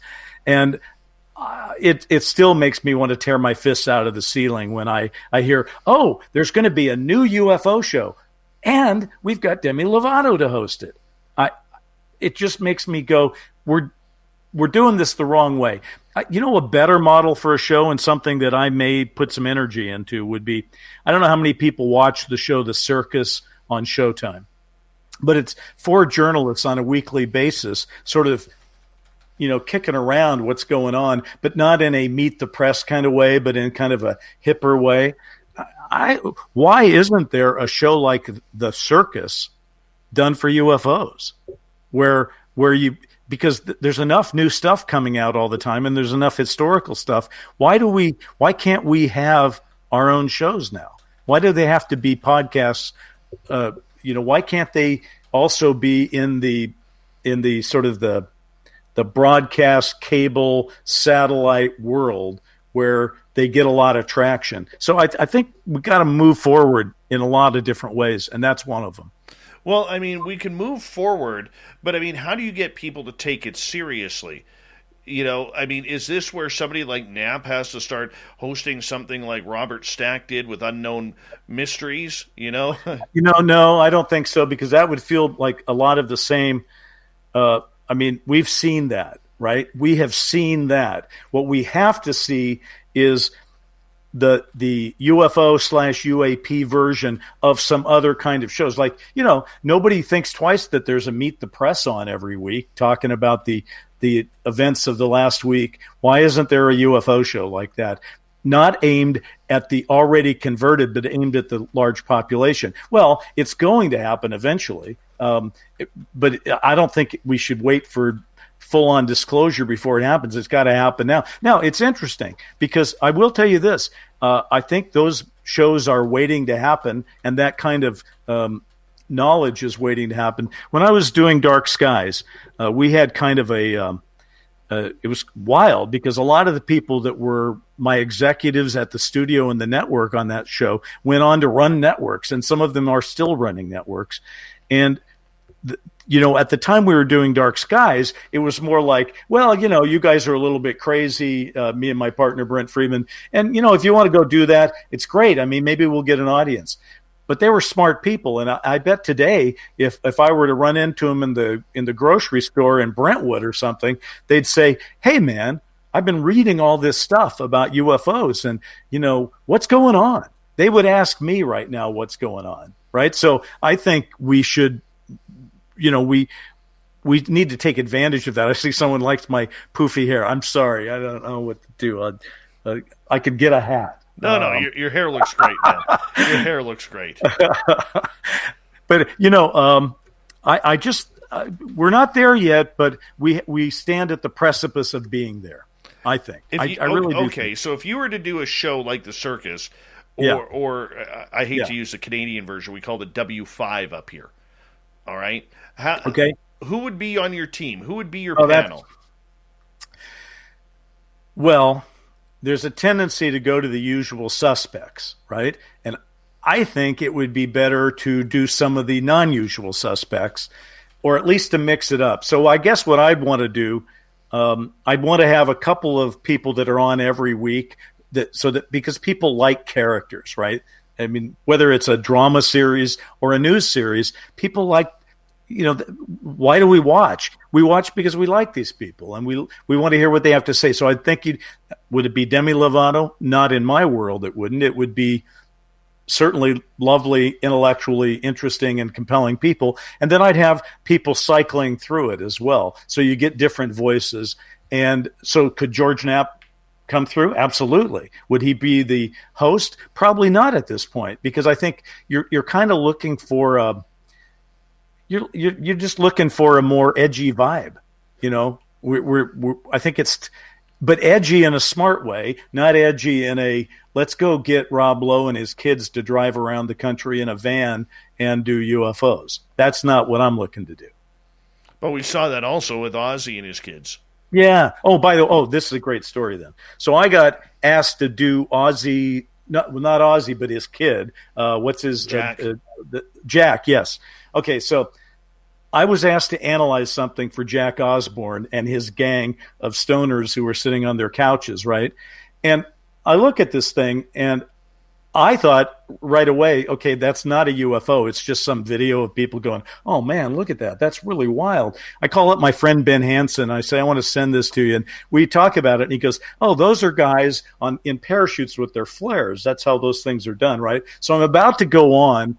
And I say to the producer as I'm waiting, I think I can tell you how that video was made, et cetera, et cetera. There's a long pause. And she says, we don't want you to do that. Our people already believe in UFOs, so they don't want. You're not being asked on to tell us that that's not a good video. You're here to just tell us that it's a great video. And I thought, this is wrong. So I do think we have some work to do. If we're gonna try to, we need honest appraisals of everything. Absolutely. And Bryce, I'm going to get you to hold on right there. Hard to believe we're already halfway through tonight's show. We have Bryce Zabel for another half hour here on Spaced Out Radio. Coming up next is UFO Twitter and the Internet of Ufology. The best or worst thing that has ever happened in the UFO field. We'll find out from Bryce Zabel right after this on the mighty SOR.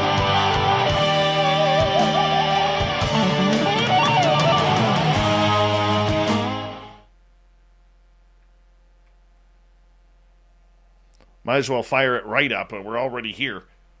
Yeah, we're rocking and rolling here right now. Man, this is flying by. This is a great show tonight. Great show. I don't even know how much time you do. How much do you do every night? I do 3 hours a night.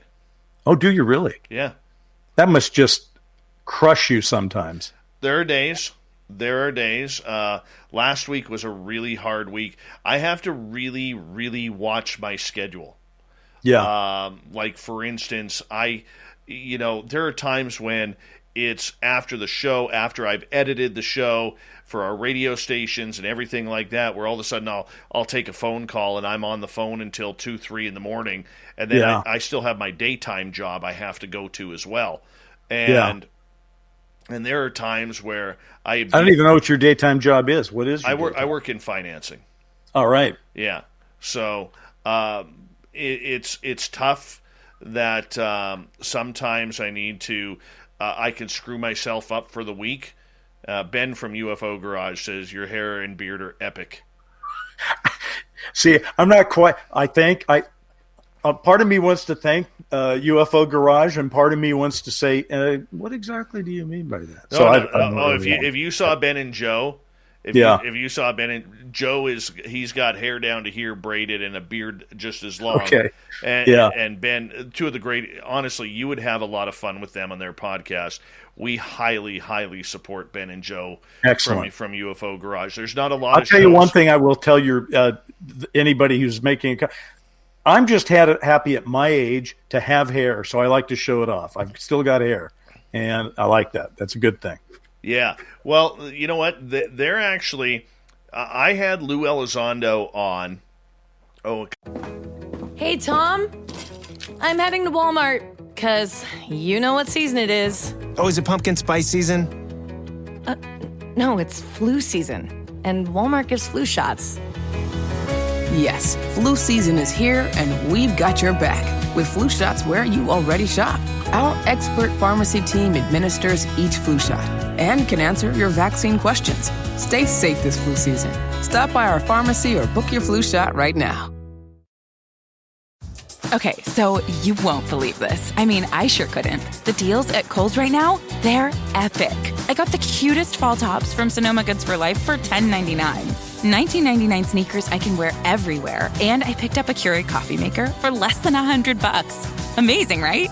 I even got some Kohl's cash. So ready to break out all the layers and pumpkin spice everything. It's fall, y'all. Select styles. Sale ends September 12th. Some exclusions apply. See store or kohls.com for details.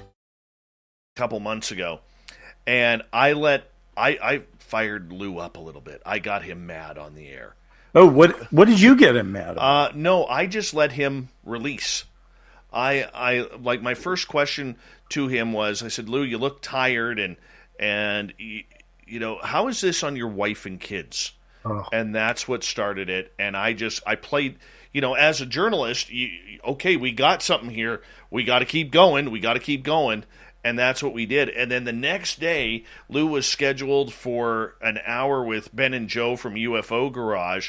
And I had told him, I said, Lou, you're going to have just a great time with these guys, and just be prepared for a lot of fun. Have fun, enjoy them. And Lou ended up staying for like 2.5 hours with them. He was having such a blast talking everything from beards to cars and UFOs. I mean, Ben and Joe did just a fantastic job with that. Fantastic job. So that's Ben and Joe, our UFO Garage? Yeah. Hey, guys, I hope you're listening. Thank you. Good luck with your podcast. Yeah. No, you would check them out. I will. They're a growing audience, and Ben actually is the guy who's creating our brand new look website, which will launch next Monday. So that's what he does for his daytime job, and so he is working extra hard here because he's about to become a first-time father at the end of the month, and so he's like racing around trying to get everything done beforehand. But we love Ben and Joe around here. They're high-quality people, high-quality people. I got to meet them a couple years ago. I knew nothing of them, and then I got to meet them a couple years ago thanks to Lori and Fenton, because they were podcasting at UFOCon in San Francisco. And then just seeing these guys, they don't take themselves too seriously. The only gripe I have, like Chad Smith says here, is they're only on once a week. That's the only thing that bugs me about their show, is that it's once a week. It's hard to do nightly. Oh, yeah. I mean, boy, that's a commitment. You know what, though? I have nothing better to do in my life, man. Everybody in my house has been asleep for an hour and a half. What am I supposed to do? I could be flipping through the channels for hours upon end, or I could have some fun and talk about subjects I love. I think it's really cool, and I admire it because I know I like look, I enjoy doing on air things, and it's interesting to me, but I can't say that it's without a price. Each one of them you have to sort of get yourself up for, right? You can't phone it in. You gotta wake up. You gotta get your head in the game. You got to be prepared. Otherwise, you end up saying things you don't even mean because you're just filling the air. That's the only part where I get into trouble sometimes in the later part of an interview where I'm just I'm just kind of sagging a little bit, and then I'm just filling time, and I got to keep, which I'm doing now. Hold on, boss, because we're gonna get going right here. Let's do this.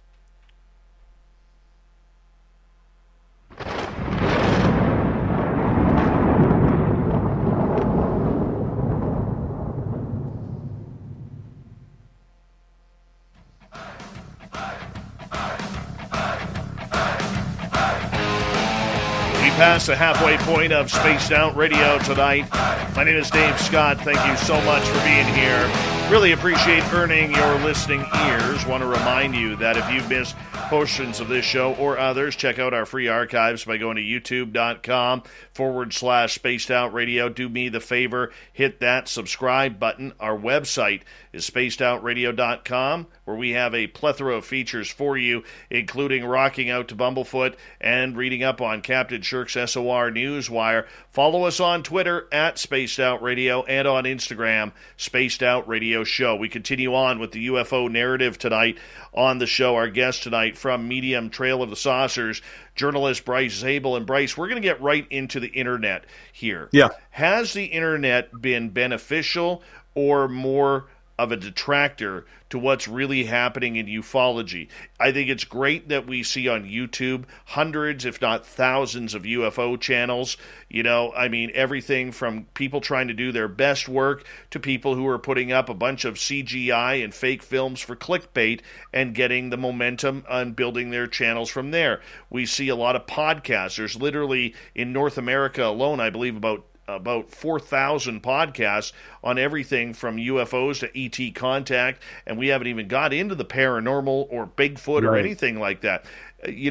Then we have the monster known as UFO Twitter, where there's a lot of angst and anger, and basically if you say anything against Tom DeLonge or the To the Stars Academy, you're going to get shredded to bits.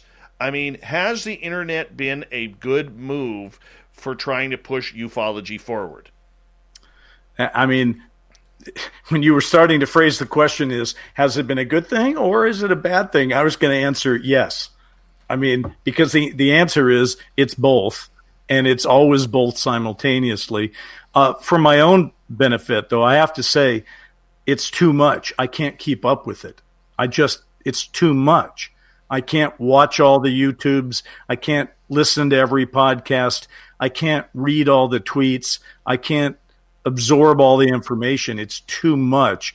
And so I do think it is still important to have people sort of curating some of the better stuff, because I don't want to waste my time trying to figure out what's right and what's wrong. And, I need a little help as a listener, as a viewer or whatever. However, having said that, I don't, yes, if you tweet about something, you might get trashed, and I've certainly been trashed by people. And, I guess that's goes with the business. For me, though, it's just, I think I'd like some of the bigger established names of media to get in this game, because they're sort of, they have the resources to throw at some of these things to pre-vet them. I just can't keep up. I keep running into people who say, hey, have you heard this show? Or did you see that video? Or do you follow this guy?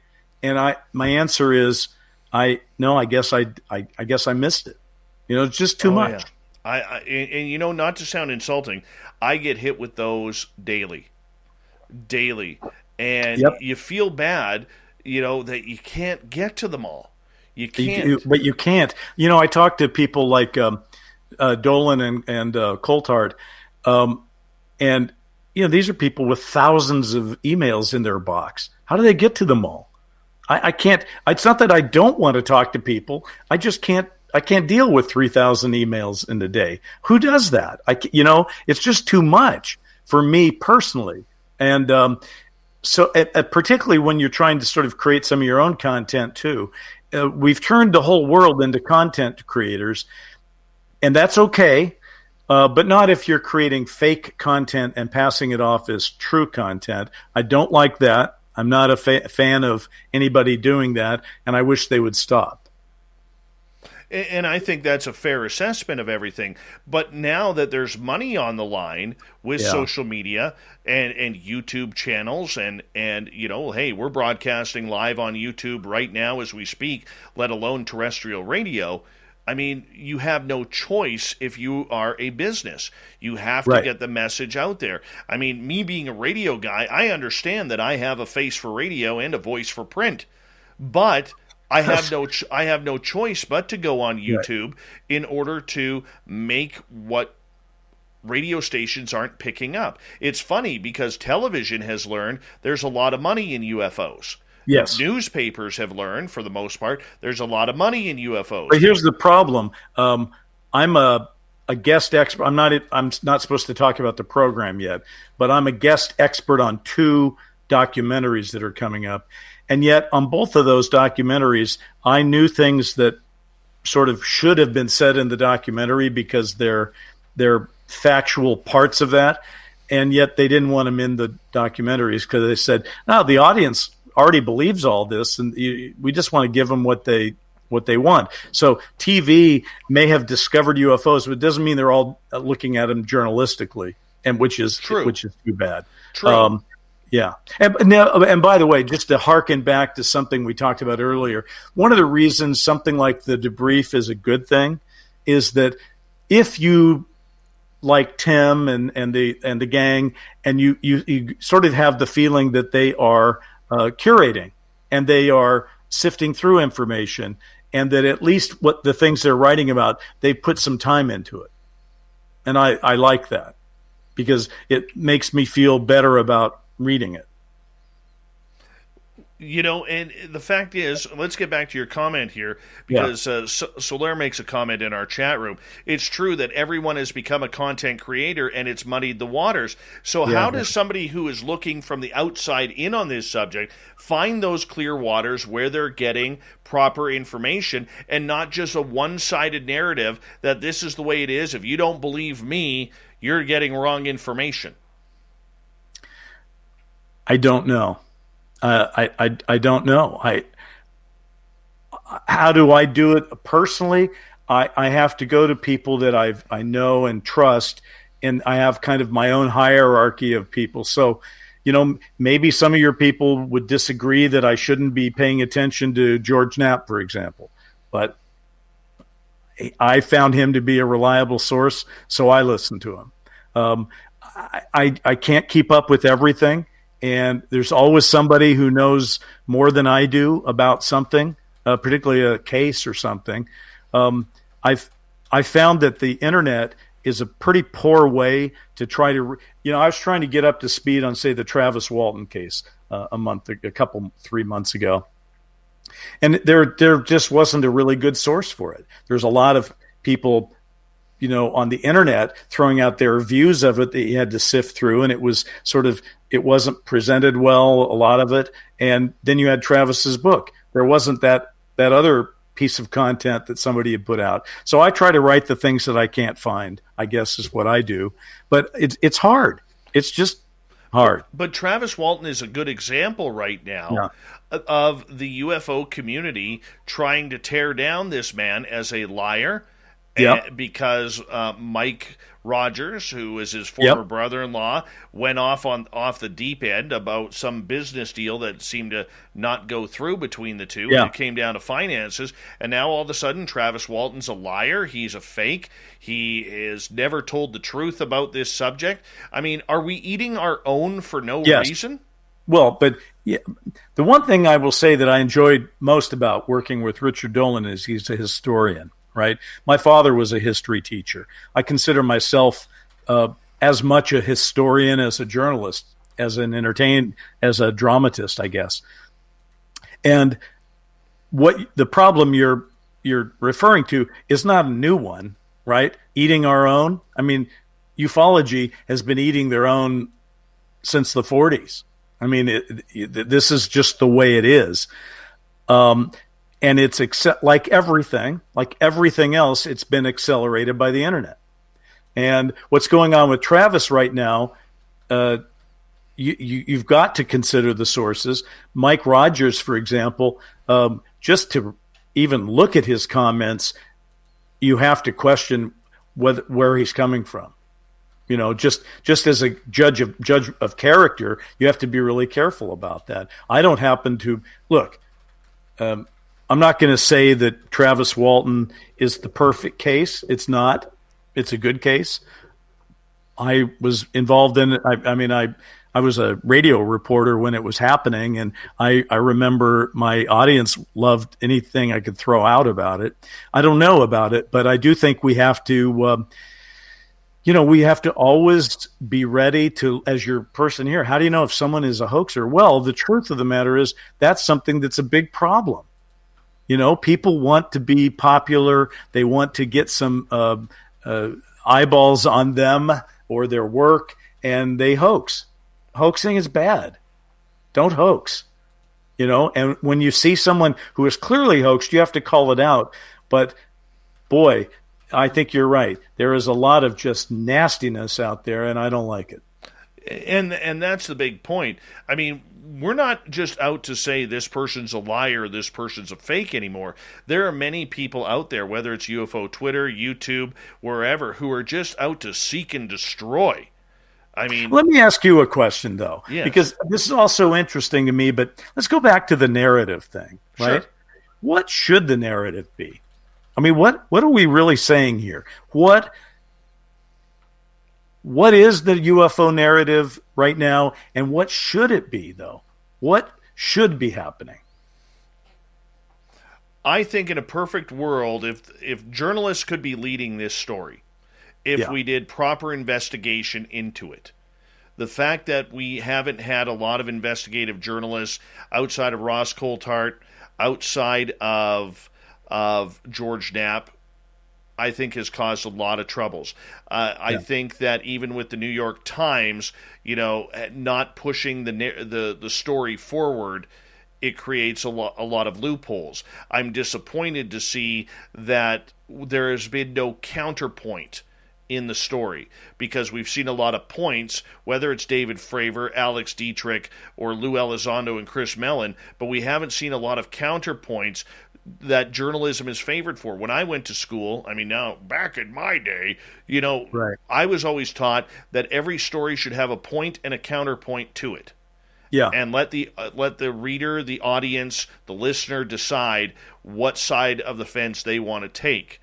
And today I think we have broken the UFO subject down to such finite detail that it's impossible to try and get a true story out anymore. But now let me give kind of a nuance on top of that, because you're right. That is, and it's what I used to be a television news reporter in my previous incarnation in local news and then at CNN. And I would describe the structure of a television news story tended to break down to some say yes, some say no, we say maybe. In other words, your story has a premise. You go out and interview somebody who says yes, and then you find somebody who will say no. You give them equal value, and then the reporter does a stand-up where they stand there and say, well, I guess we'll just never know, or whatever they say. And that is not good for UFO journalism, because what it allows you to do is you go out and you're looking into a story, and then you say, well, we better get the other side. Let's go get a skeptic. Let's go find Robert Schaefer, or let's get Neil deGrasse Tyson to come on the air, or something like that. And some things are just true, and they don't need to have a skeptic, right? Some things just need to be discussed. The Nimitz thing doesn't need a Nimitz skeptic. It needs more people commenting on it as to what happened and Absolutely. why did it happen. Absolutely. But I mean, you look at the skeptics that they are using, whether it's Mick West or Neil deGrasse Tyson, these are people who have zero interest but to bring shame to the subject. That's all they're doing. That's all they're using. They're not taking a different angle where somebody, say, like you or I, could come on there and, I'm just picking two names, could come on there and say, well, you know what we're seeing out of these videos is great, but what we really need to know is where's the rest of them? Yeah. Okay, why to question what has already come out? So part of the answer to narrative is, do the people listening tonight, and yourself and me and the larger ufological crowd, do we or don't we see the UFO disclosure situation as something that requires activism? All right? The civil rights movement required activism. It required rallies. It required knocking on doors, right? And the same could be said for ending the Vietnam War. It involved marches on Washington and things, right? Not taking over the Capitol with guns, but peacefully assembling and telling people to look into something. Now, so far, the UFO movement has never been able to seriously do that. And my question is, knowing what we know now, is it time for activism? Well, because that may be what the rest of the narrative needs to be. But the problem is, when you look at UFO activism, you have people taking just one side. Okay, right. There's, especially on UFO Twitter, where, as Lou Elizondo has mentioned many a times to me and on other shows, that they're treating him like a demigod. You know, and you can't do that. You have to be able to see the big picture. But I think what frustrates the community, to answer your question even more, and you and I have talked about this privately a couple of years ago, we see in ufology, you can be whatever you want. If you want to be a journalist, even though you've never worked in journalism before, you just title yourself as a UFO journalist. Oh, that's true. That's true, and that's a little weird. We've seen fake scientists come across that have been debunked. We've seen fake researchers that have come in, fake government officials. Look at the mess right now with this Anjali lady who claims to be the ultimate experiencer. Was that the one that had the press conference? Okay, first of all, I don't know what I looked at that. I was about 7 seconds into it and said, "This is bullshit." Excuse me. Can I even say that? I guess I can say it. It was like, come on, if this person was authentic in any way, they would have conducted themselves differently. Bingo. Yeah. Bingo. So, sometimes you can't just say, well, could be, might, let's go get one point of view and let's get the other point. No, I mean, just to look at that person, you go, this is not a credible person. Show me your, if we're going to hold Bob Lazar up and say, show us all your credentials, where's her credentials? Well, I mean, John here, who's my, for all intents and purposes, he's my UFO news guy. Right. And he says people are terrified of being duped, so they attack anything that looks even a smidge suspicious is jumped on. It's ego self-defense. Well, nobody wants to be duped. And people have been duped. I don't think this Angeli thing, I don't know enough about it to comment any more than than to say I didn't buy it. But people have been getting duped going back to, the alien autopsy, going back to, the picture of the alien at the museum that so many people fell for. And For the ones who know safety isn't a catchphrase, it's a culture. And the ones who help make sure everyone makes it home safe. For the safety-minded who watch everyone's backs, Grainger offers supplies and solutions for every industry, as well as safety assessments and training to keep your facilities safe and your people safer. Call, click Grainger.com, or just stop by. Grainger, for the ones who get it done. Hello, beautiful. I'm Amy Errett, founder of Madison Reed, a hair color company I named after my daughter. Madison Reed delivers gorgeous, lasting, high-quality hair color made with ingredients you could feel good about, and our licensed colorists are here to help you every step of the way. Experience your best hair color ever. Find your perfect shade at madison-reed.com and get 10% off plus free shipping on your first color kit. Use code RADIO10. And it turned out to be just a kid. People are getting duped. And the frustration is they're getting duped by people who know better and are doing it on purpose. You're probably well familiar with the Snopes site where, there's some kind of weird piece of news out there. You go to Snopes and they tell you what the real truth is, and you can discredit a lot of these stories. UFOs need a Snopes site.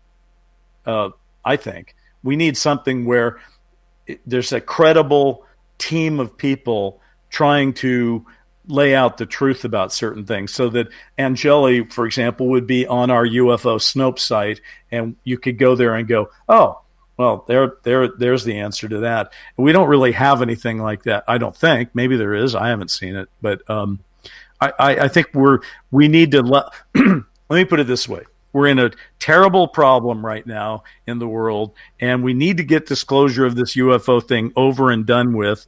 And,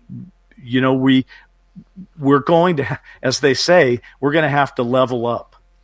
Oh, very true. Very true. We're going to have to level up. Can we do that, though, with the amount of differing opinion out there in UFO land? Yes, because it's sort of like if everybody in UFO land, you know what? We can't just appeal to UFO land, to use that phrase. The whole thing has to be taken to not just the streets, but to average people. So, for example, when I find a book that I really like, I buy 3 or 4 copies of it and I give it to friends. And I say, I want you to read this book, right? We have to involve other people, right? And what I've said for years, and it's very true. I used to be treated like the drunk uncle at the wedding. All right. I'd be the guy talking about UFOs, and people would say, well, there goes Bryce again. He's talking about UFOs. He's a pretty normal guy most of the time, but then occasionally he goes off the deep end. He loves that shit, and now they don't look at me that way. So something has changed, Dave. I think that's what's interesting. Something has changed. I don't get looked at like the drunk uncle anymore. Now I get people who used to sort of tolerate that kind of talk, who, like, we'll go out to dinner. I'll go out to dinner with my wife with friends or a couple I've never met before. And as soon as they find out that I'm the guy that created Dark Skies, or I'm the guy that did this or whatever, they ask me questions. They are hungry to know about this topic. So we have to, if you're frustrated with the UFO Twitter crowd, stop talking to them and start talking to average people, because that's where the battle for acceptance is going to be waged. But the problem is, we see a lot of people out there in the field who've been here for years giving a lot of, but this person's a good guy. They may lie about their credentials, but this is a good lady. This is somebody we should be promoting, even though their topic is BS, or they've been caught lying through their pants. We see the UFO public and the elders of this community doing that. I'll give you a quick example of that. I had someone who borrowed a piece of my show. Now, our YouTube channel is monetized. This person's channel is monetized. They took a snippet from our show without permission, and we are copyright, and they used it on their channel. I gave them a strike on YouTube. Okay, this person went all over UFO Twitter, claiming what a jerk I am, and how bad of an egotistical jerk I was that I would hurt his channel for doing this. All he had to do was ask permission. Right. And yet I had members of that elder community literally calling me up and ripping me for being an a-hole to this person. And I'm trying to explain, hold on, he stole my product. He stole my product without permission. Where am I supposed to prevent my product or protect my product? And this is what we have, is we have that person calls him a journalist. Oh, but he's a nice person. We shouldn't give that person a hard time because he's nice or she's nice. And this is what we're doing. We have, okay, so you're really saying... We got 40 seconds, by the way. Okay. Well, I would just say, at the end of the day, we're going to disagree, and what we have to learn is what your parents taught you, how to disagree with someone without being disagreeable. It's basic common courtesy and manners, and we have to bring that to this wild western frontier. But again, I don't want to go to my grave not knowing the truth because we can't get along with each other. Okay? It's time to be better than we've been and to get the job done. Well, I will tell you this as we go to break. If I'm a government official with secrets about this and I take a quick look into ufology, I would say it's a bunch of wingnuts that are gathered around and shouldn't be trusted. And that's the truth of the matter. Might not be wrong. All right, we'll get to more questions when we come back. Bryce Zabel, the UFO narrative continues. We got Bryce for another half an hour, and then Dave 101 at the bottom of the hour. We'll be back on Spaced Out Radio.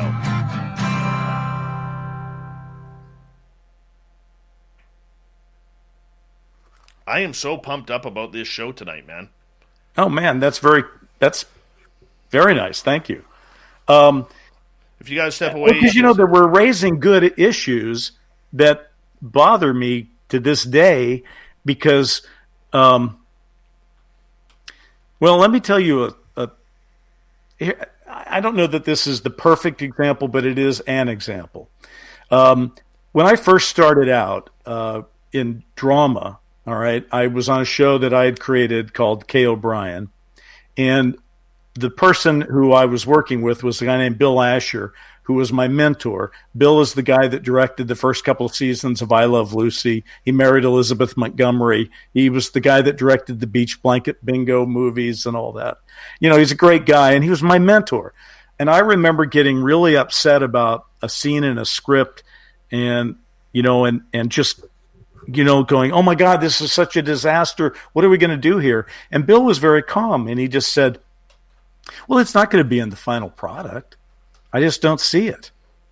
Right? He was able to calmly assess that situation. And I think that what we have to do about the really crazy sides, not everybody on Twitter that talks about UFOs are bad people, because I have 8,000 or 9,000 people, and they're pretty nice to me, most of them, and they're thoughtful, most of them. So it's not all the one. So what we have to be able to do is not see that, but see what matters, right?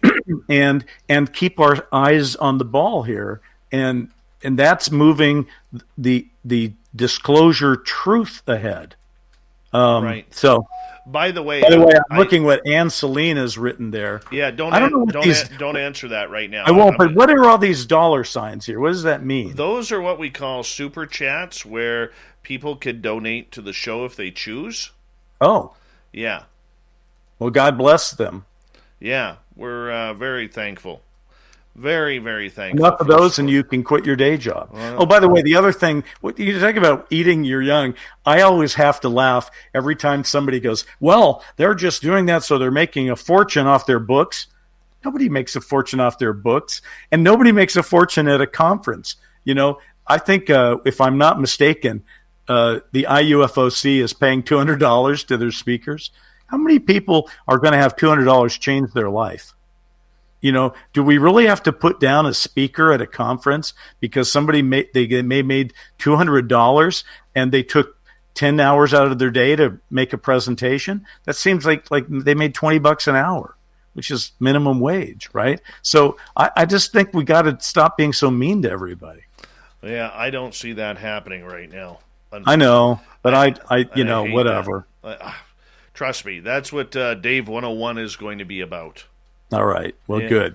Set everybody straight, my friend. Well, we'll do our best. We will do our best, man, as we got about, let's see here, 1, 2, just under 3 minutes here. Well, I would just like to say I have consumed an entire bottle of Smart Water while doing your show. Well, you got 3 minutes if you need. There's my plug. No, I'm good. I'm here. Me too, man. Me too. I really appreciate you doing this tonight, man. Really do. I see somebody goes, Bryce does not have a YouTube channel, no super chats. I don't even know how to do a super chat, but I do have a YouTube channel where I put all the the AD videos and the Dark Skies videos.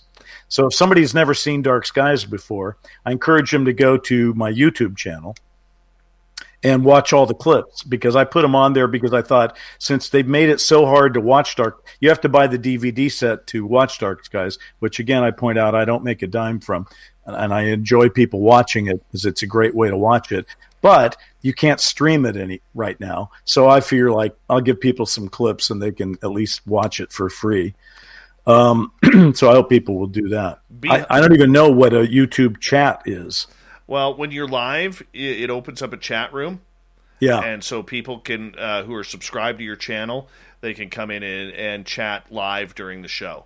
I kind of wonder about that because right now I'm a guest and it's easier for me. I pop in, you handle all the details, and I pop out, right? Whereas if I were to start doing my own channel, that might be work. Well, I don't know. You may have to have a little ADD on it, like I do. Yeah. Or ADHD or whatever it is. Hi, Justin. B. Hoff is wondering in the chat room. He goes, what kind of crime mysteries are you solving with that board behind you? Oh, that is the board where I break my movie and TV projects. Those are cards. Each card is a scene. I've always I just don't break my movies and TV projects on computer because you can't see the big picture. I like to be able to go to that board when I'm because you usually work collaborating with somebody, and I like to be able to take that card down and move it and physically. And I have very neat handwriting, so I like to write my own cards. I use different colored cards. I use different colored pens. I use little labels. Anything to help me see the big picture, because part of the problem of writing a film is you first have to see the big picture, then you have to see the structure, and only after you've seen the structure can you get into actually writing it. If you start writing it before you actually understand what it's about, yes, it's almost doomed to failure, or at least will take you 3 times as long. I'm going to get you to hold on right there. Thank you, Mandingo and Fat Bass, Politically Incorrect, Marie, Lori, Snakes, and Cat Chaser. Here we go with hour 3.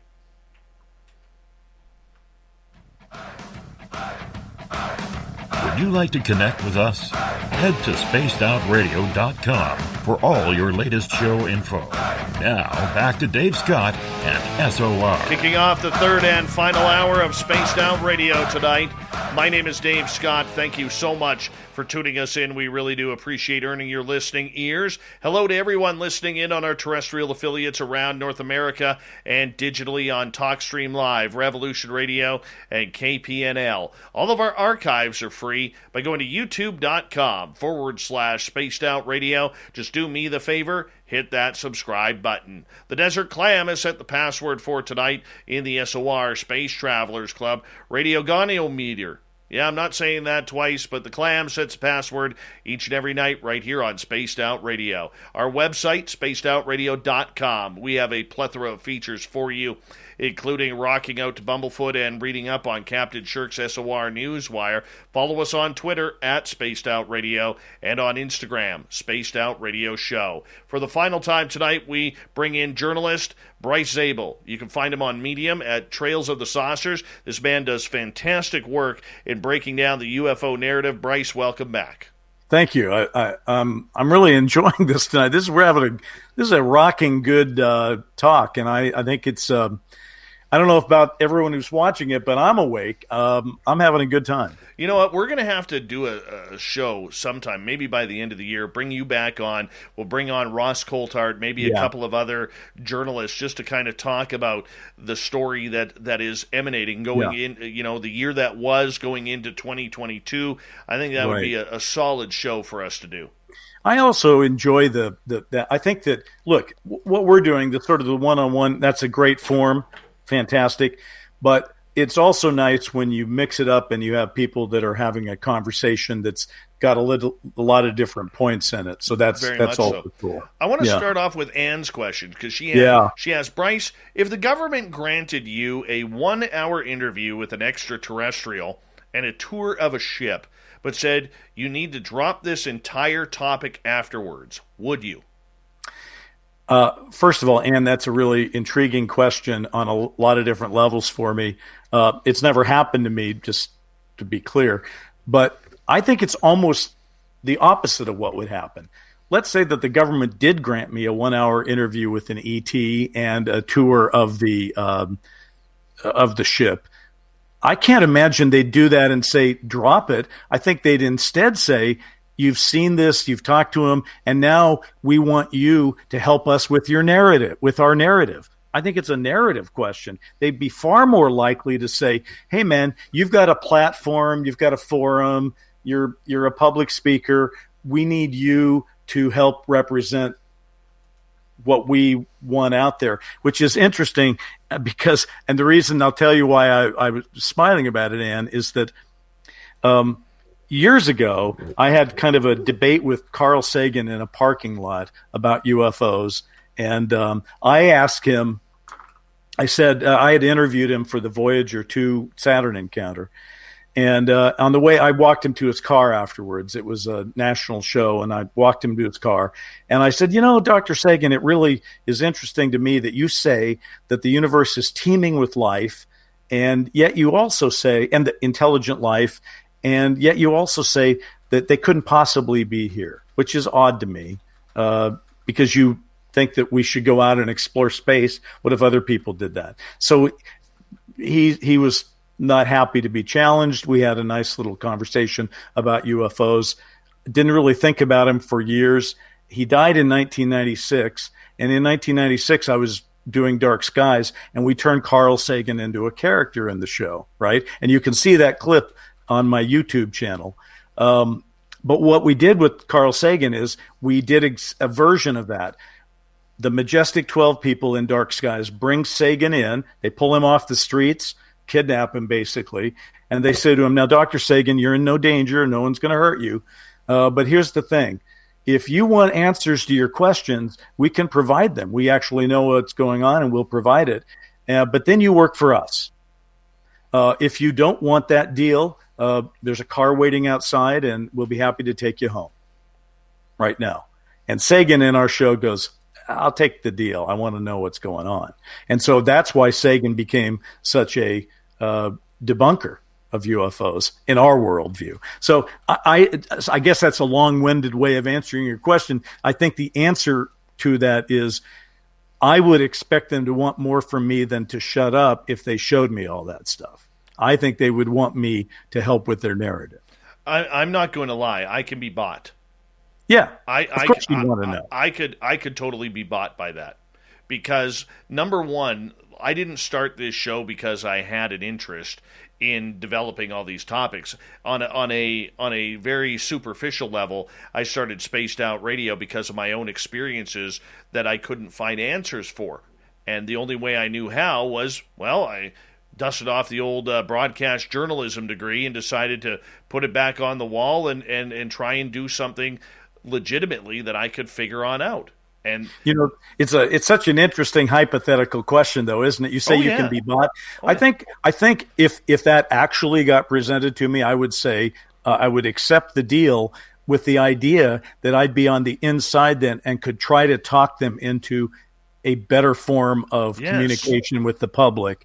And I would sort of take that on. And I will also say, and without getting into it, it's too long of a story, and I'm actually writing about it right now, so I'm not really at liberty to talk about all the details. But while doing Dark Skies, and many of you know this, my partner Brent Friedman and I were approached by people who said they were from the Office of Naval Intelligence, and I'm writing a more detailed analysis of who they were and why they approached us. So it's not the craziest thing that you've just said. I'm sure people have been approached because I was. By men in black. Well, they didn't wear black suits. And again, I'm going to give you like only the 20-second version because I'm doing some investigative work in it that I'll be writing about. But I had a party here at my house, this house, on the night of the Dark Skies premiere. And a guy crashed the party, and he said he was with the Office of Naval Intelligence. And we had conversations. And then about a week later, he brought his boss with him to the Dark Skies office, and they both laid out that they wanted to help us make Dark Skies more accurate. Wow. Yeah. Wow. Boy, that's a tease right there. Yeah, so I'm actually working on a as I said, writing about it, and I'll try to put more. So look for that. I don't want to get into it right now because I'm still in the middle of trying to do the research and present it properly. But I'm not trying to hide it. But it did happen. I've talked about it before. Whether the people were from the Office of Naval Intelligence or not is an open question. Although I would have to say, if they weren't from the Office of Naval Intelligence, and they certainly talked like they were, then who would do that? I mean, why would somebody even think to do that? So I don't know. I forgot to tell you my story about Justin Trudeau. Oh, yes. Oh, yeah. I want to hear that. Okay. So I was tipped off by two different sources, one in Canada's capital of Ottawa, who confirmed it for me, and one out of Washington, D.C., that our ambassador at the time, a gentleman named David McNaughton, met with Lou Elizondo's successor to talk about UFOs sometime between August and December of 2019. And McNaughton was then called back. We did it again. Verizon was just named America's most reliable network by Root Metrics for the 16th time in a row, proving once again that nobody builds networks like Verizon builds networks. That's why we're building 5G right. That's why there's only one best network, Verizon. Best and most reliable based on Root Metrics reports from second half 2013 to first half 2021 of 3 operators on all network types combined, not specific to 5G networks. Okay, so you won't believe this. I mean, I sure couldn't. The deals at Kohl's right now, they're epic. I got the cutest fall tops from Sonoma Goods for Life for $10.99. $19.99 sneakers I can wear everywhere, and I picked up a Keurig coffee maker for less than $100. Amazing, right? I even got some Kohl's cash. So ready to break out all the layers and pumpkin spice everything. It's fall, y'all. Select styles. Sale ends September 12th. Some exclusions apply. See store or kohls.com for details. To Ottawa to break down the information with Prime Minister Trudeau and with the Defense Minister up here, Harjit Sajjan. Do you think I can get anybody to talk about that story? I have two different sources in two different capitals. Wow. Cannot get any paperwork on record. In fact, my Ottawa source behind the scenes has been trying to drop FOIA requests to get the what was discussed in that meeting. It will not come out. That's but okay. That gives me hope. There are people like you pushing for that kind of information. Absolutely. And it's not going to end. And by the way, I see that Irish Lincoln has said, put up Bryce's Twitter. I wouldn't mind it if you could somehow put that up, but I'll say it verbally. It's at Hollywood UFOs. So at Hollywood and then UFOS. At Hollywood UFOs. And I would love to have all of you who are listening here there. Thank you. That's terrific. And by the way, if you want to see the articles on Medium, another way to do that would be whatifufos.com. Yes. So those at Hollywood UFOs for Twitter, whatifufos.com for the Medium articles. I will put that up for our audience. You're a good man. Thank you. I'm not trying, but I love the dialogue. And it's always good to get feedback. So that's great. Absolutely. But when you look at the stories and the secrets... I'm sorry, it's not whatif.com. It's whatifufos.com. Whatifufos.com. Okay. Yeah. All right. Thank you. Not a problem. I will take that one down. But when you look at it and you look at this story, that this is a story that is going to affect every single person on this planet. Doesn't matter whether you're an atheist, agnostic, Christian, Catholic, Absolutely. Protestant, Hindu, Muslim, Buddhist, whatever it may be. It's going to affect every person on this problem. Do you think it comes down to the idea that those in charge of this narrative do not want this story coming out because they are afraid of how the people on this planet are going to react? Well, I mean, that goes back to War of the Worlds, 1938, and, the concern. And certainly that's why Richard Dolan and I wrote after Disclosure to sort of address that. But I actually have a slightly more nuanced thought on that right now. It's kind of clear to me from, even though this hasn't been the perfect rollout, it's kind of clear to me that even though there may be forces who are not quite in sync with each other about how we should handle this, a rollout of sorts is in progress. So I don't think the goal anymore at those high levels is to completely deny it. I think there's a different plan that's being unveiled right now. And frankly, I would like to be a consultant to those people and tell them how I think they could do it better. But I think a decision has been made that even if it's going to be a rough ride, it's time to do it. So I do think the wind is at the back of Disclosure. It's just a slower wind. It's not a hurricane yet. It's just a slower wind, but we're still going to get there. And so I think, it's very funny. Here's what I always say about UFO disclosure. Many of us have seen Dr. Strangelove, and you remember the George C. Scott character, General Buck Turgidson. And when he's talking to the inner sanctum about nuclear war and how it's survivable, what does he say? He goes, I'm not saying we're not going to get our hair mussed. Okay? That's what I think Disclosure looks like.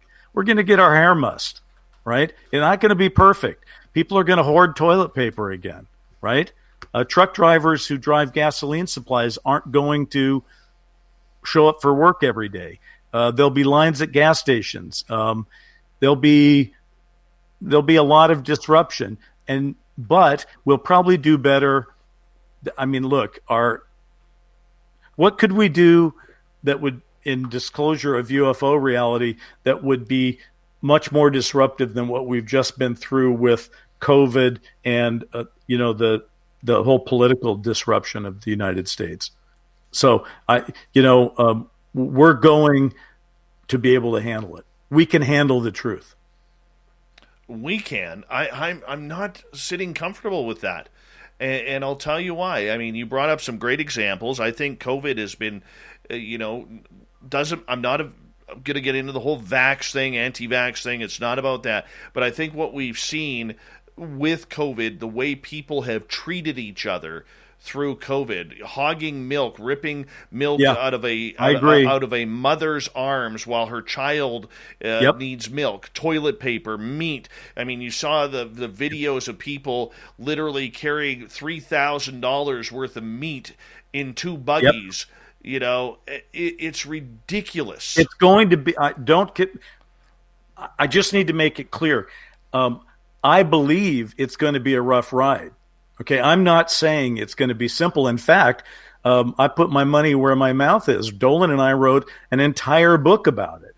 And I urge people, that book has aged well. As I said, this is the 10th anniversary of AD after disclosure. I urge people to still read that, because you know why Richard Dolan and I wrote that book? Because we wanted to read it and nobody had written it. So we wrote the book that we wanted to read, right? We researched it. We wrote it, we debated it, etc. We put it out. And if you'd asked me 10 years ago when we put it out, if it would still be the only book of its kind today, I would have said, no, there'll be, half a dozen more by 10 years from now. But there hasn't been one. So I still think while it's not correct in virtually every assumption, as we said earlier at the beginning of it, a lot of it is dead on. Like when we said disclosure happens on a Friday after 4:00, we made about 500 predictions like that in that book. And a lot of them are turning out to be true. And without getting into too many details, I hope to have an announcement soon about how AD is going to have life as something that is not a book, but is in the television world. Fidgety Aura makes a good comment here. Most people will probably cope, but the percentage of people losing their minds will be high enough to cause chaos. I agree. It is going to be a bumpy ride.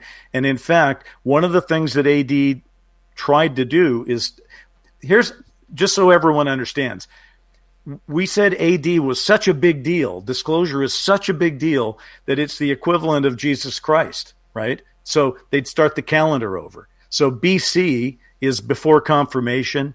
AD is after disclosure, right? And we are in the twilight shadow world right now between BC and AD.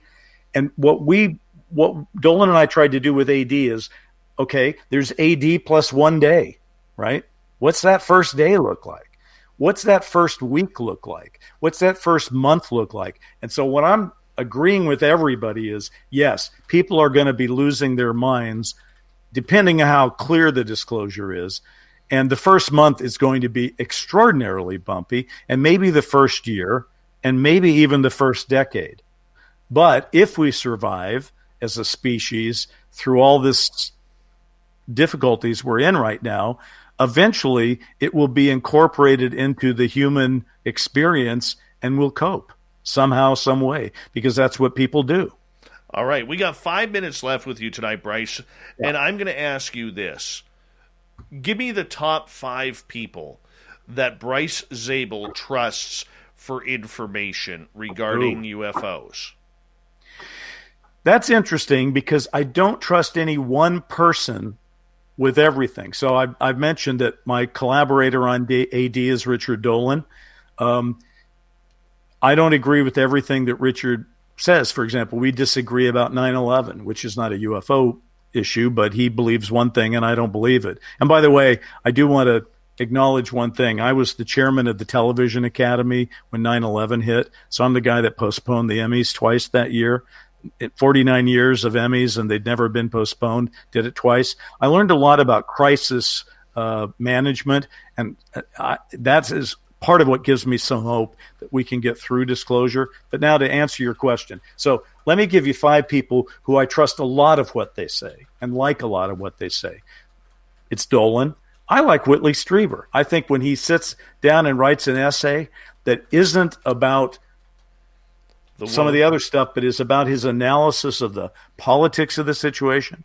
I like I like how he talks. I like on a daily basis, as I said, I like to read good old Ryan Robbins. I just like the way that guy rolls. I like the way he talks. But people whose sources of information I trust, Very high, I put George Knapp. Very high. And that's 4.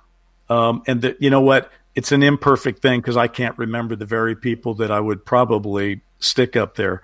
I think, these days, Ross Coulthard is on my list. I'm really bonding with this guy's. I got the mind meld going on with this guy. I think he's going to be an important player, and he's probably somebody I agree with more across the board. Do you trust? Yeah. Do you trust the intelligent community? Not really. I mean, some. Well, look, I'll tell you someone who I like a lot, who's got intelligence connections, is Mellon, Chris Mellon. I mean, do I know everything about the guy? Do I know everything about Lou Elizondo? I don't. But do I think that overall they're probably trying to lay something out that makes sense and that is legit? I think they probably are. What about Danny Sheehan? I met Danny. I had lunch with him back when I was chairman of the academy. I like him. I don't know enough about what he's saying right now today to take a position. Okay. What about Lou? I like Lou. I'm not one of the people that automatically say, well, he comes from the intelligence world, therefore you can't trust anything he says. I think sometimes things can be what they look like. And what it looks like to me is whoever is in charge, let Lou go do these things. So he's doing what comes natural to him, and people who are in positions of authority are not stopping him. I will say this about Lou Elizondo. As an experiencer, I think he's a major experiencer. I think he has seen things that we could only imagine from movies like Close Encounters of the Third Kind and whatever. And I think that if he was ever able to be released from his NDAs to tell his true story, with this whole topic would be way further ahead than where we are. Listen, that's what I think. I believe. Well, I mean, listen, I just like to think that after 30 years of doing journalism and drama, both together, I become a fairly good judge of sort of character. When I watch somebody, I judge his character to be decent and honest. Me too. Maybe I'm wrong, but that's how he hits me. Bryce Zabel, 30 seconds. Tell everybody where they can find you. Okay, listen, I'd love to be in touch with all of you on Twitter, and that is @HollywoodUFOs, all right? But some of the more interesting things that I'm doing is on the Medium platform, all right? I have a publication called Trail of the Saucers. We have over 150 articles now that are really high-quality articles. You can sort of get a gateway into those articles at whatifufos.com, and also just on Medium. Just go to Medium and look up my name, and you'll find my articles. Bryce Zabel, everybody, great friend of this show, so we respect him highly. Coming up next, Dave. Right on, everybody. Thank you. Coming up next, Dave 101. Oh, the anger, the deceit, the UFOs. Next.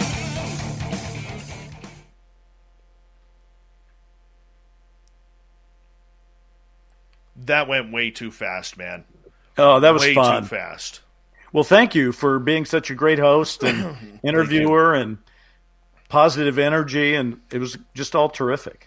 Got requests from my audience on your YouTube channel to do some live chats. Okay, well, you know what? I may be in touch with you to figure out how to do that. Yeah, man. Yeah. Absolutely. I'd be happy to do it. But you don't live chat by yourself, do you? Don't you have to have somebody to talk to? Or the minute you put it out, your audience will show up. They will. Oh, well, maybe I should try that. Yeah. You all right. Well, listen. This was great. I hope people liked it, and it was my pleasure to be a part of it. So thank you. Really appreciate you. We'll talk soon. Okay. All right. Yes, you will. Good luck with the rest of your show. I don't know how I bail out of this. I'll bail you out. All right. You bail me out. All right. Bye-bye. Thanks again. Bye-bye. Bryce Zabel, everybody. Bryce Zabel. That was a good show. Not going to lie, that was a great show. Got a lot of stuff on there. A lot of stuff on there.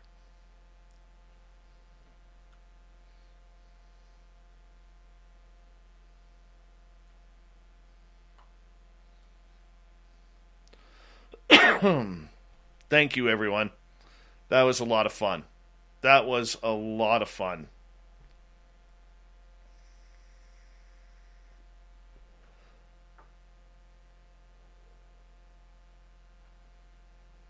Good night, Laurie.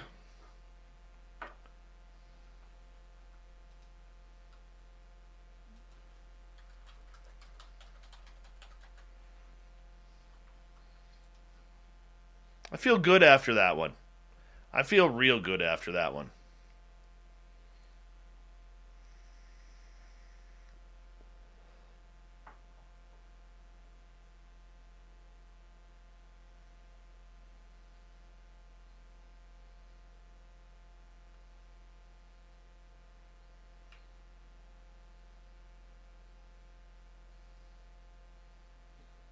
Dave 101 next.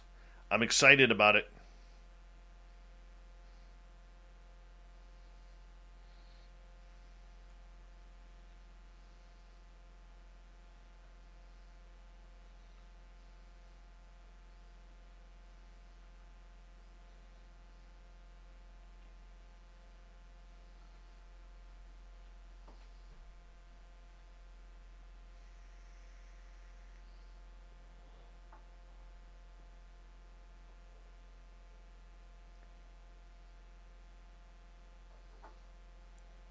What kind of cookies, Irish Lincoln?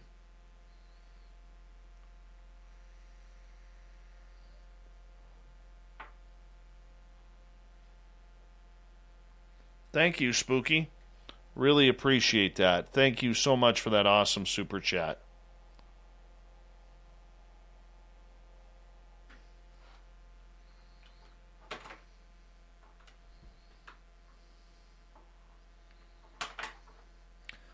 Is the rumor true that it's Katie's birthday? Because I sung happy birthday to her and she got mad at me last night.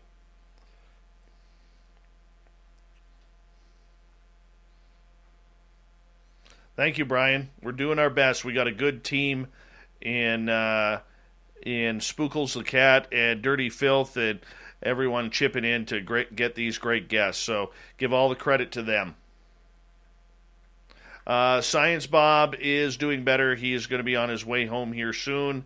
And, well, he's not doing better. His family emergency is getting better, which is good. So that's a positive sign.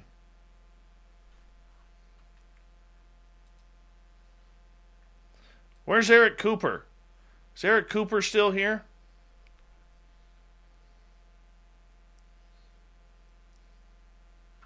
I saw you, Coop. No hiding that beautiful face and beard from me, man. Wizard Grand, how you doing?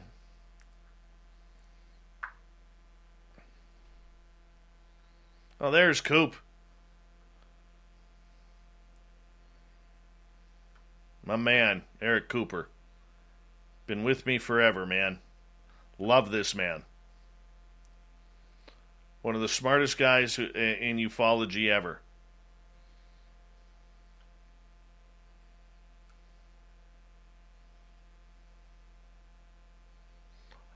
Hey, look who it is. It's Aussie Rob. How's tomorrow looking? How's them ham hocks?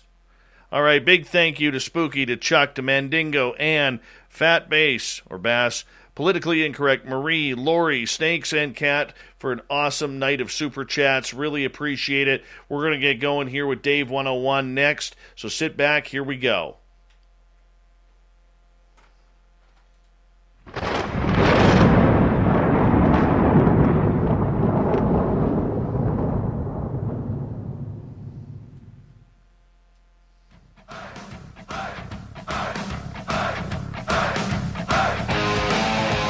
Rounded third. We're heading for home tonight on Spaced Out Radio. My name is Dave Scott.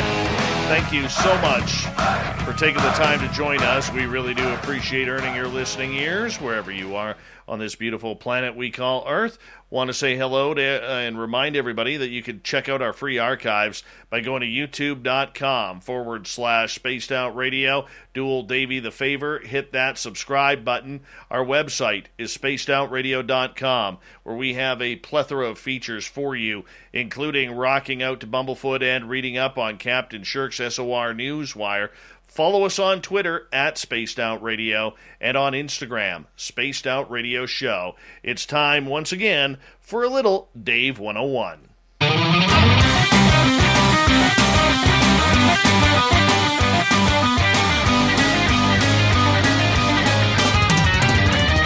It's time for Dave 101.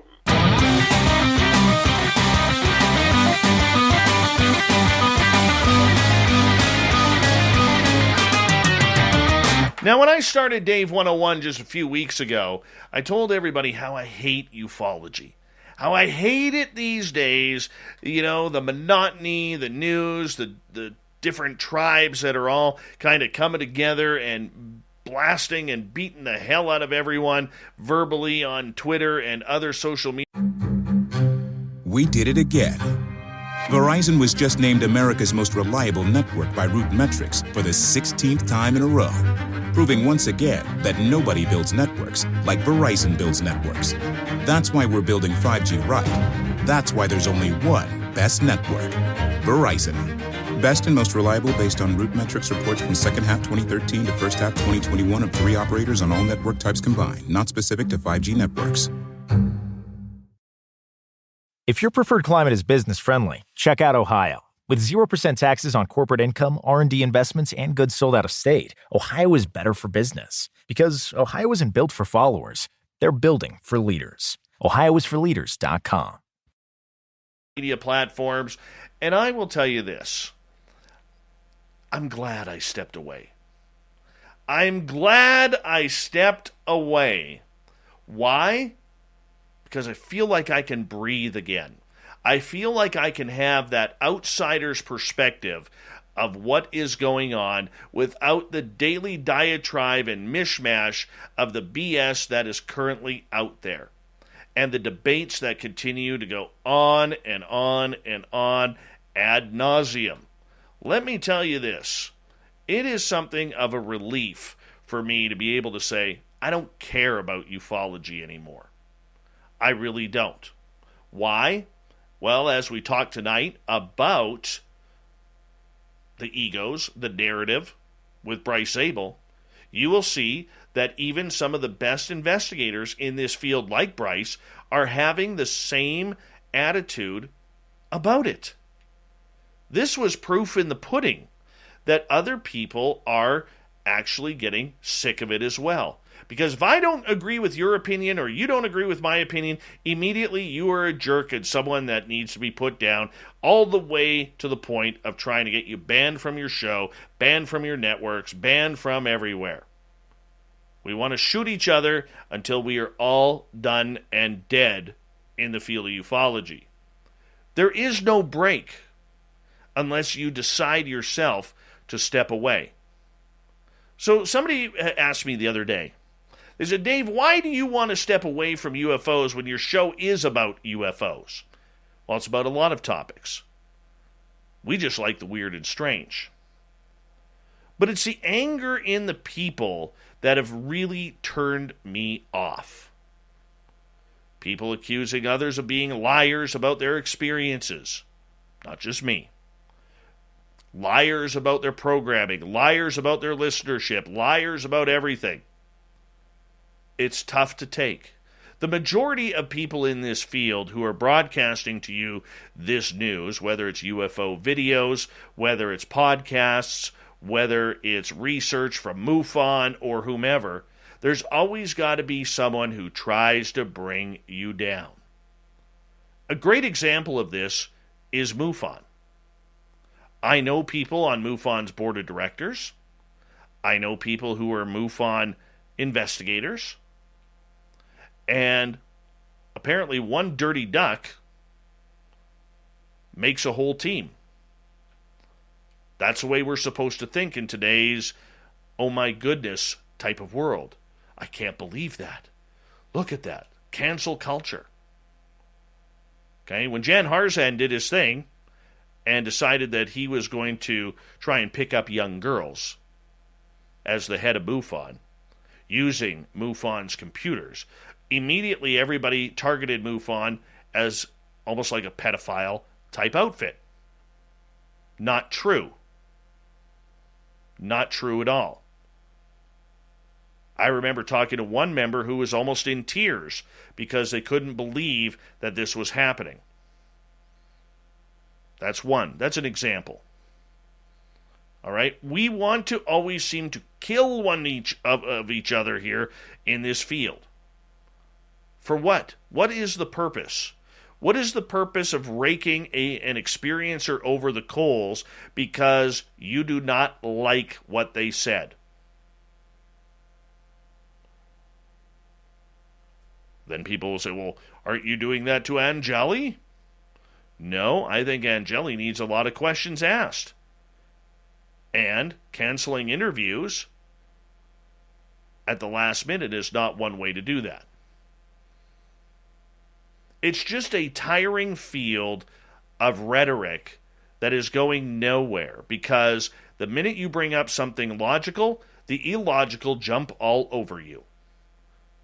It wears you thin. It tires you out. It brings off stress. And then you look at yourself and you wonder, is this even worth it? What am I doing here? If people can't see the UFO narrative for what it is, one of the successful parts of this entire narrative has been to tear this community apart. A once proud, beautiful community filled with woo, filled with incredible stories that has turned into going for the jugular on everybody. We see it with Travis Walton and Mike Rogers, where now after 40 years, Walton is a liar. So some say. I still believe his story. I still believe the fact that he passed a number of lie detector tests. I see good people dropping out of the field, like my friend Eric Cooper from Forest Moon Paranormal, because after 20 years, he's had enough of the BS, enough of the lies, enough of the stealing, and a lack of camaraderie. Where we should be pumping people up, we are trying to tear their walls down. And it's not fun. And it's a decision to back away from ufology and the deep part of it that I am really enjoying these days. I'm very much enjoying it. It's tiring because we're not allowed to believe anybody. And if you back somebody and their experiences, or you back somebody in their research, you become a target now in this industry. And I'm done with being a target.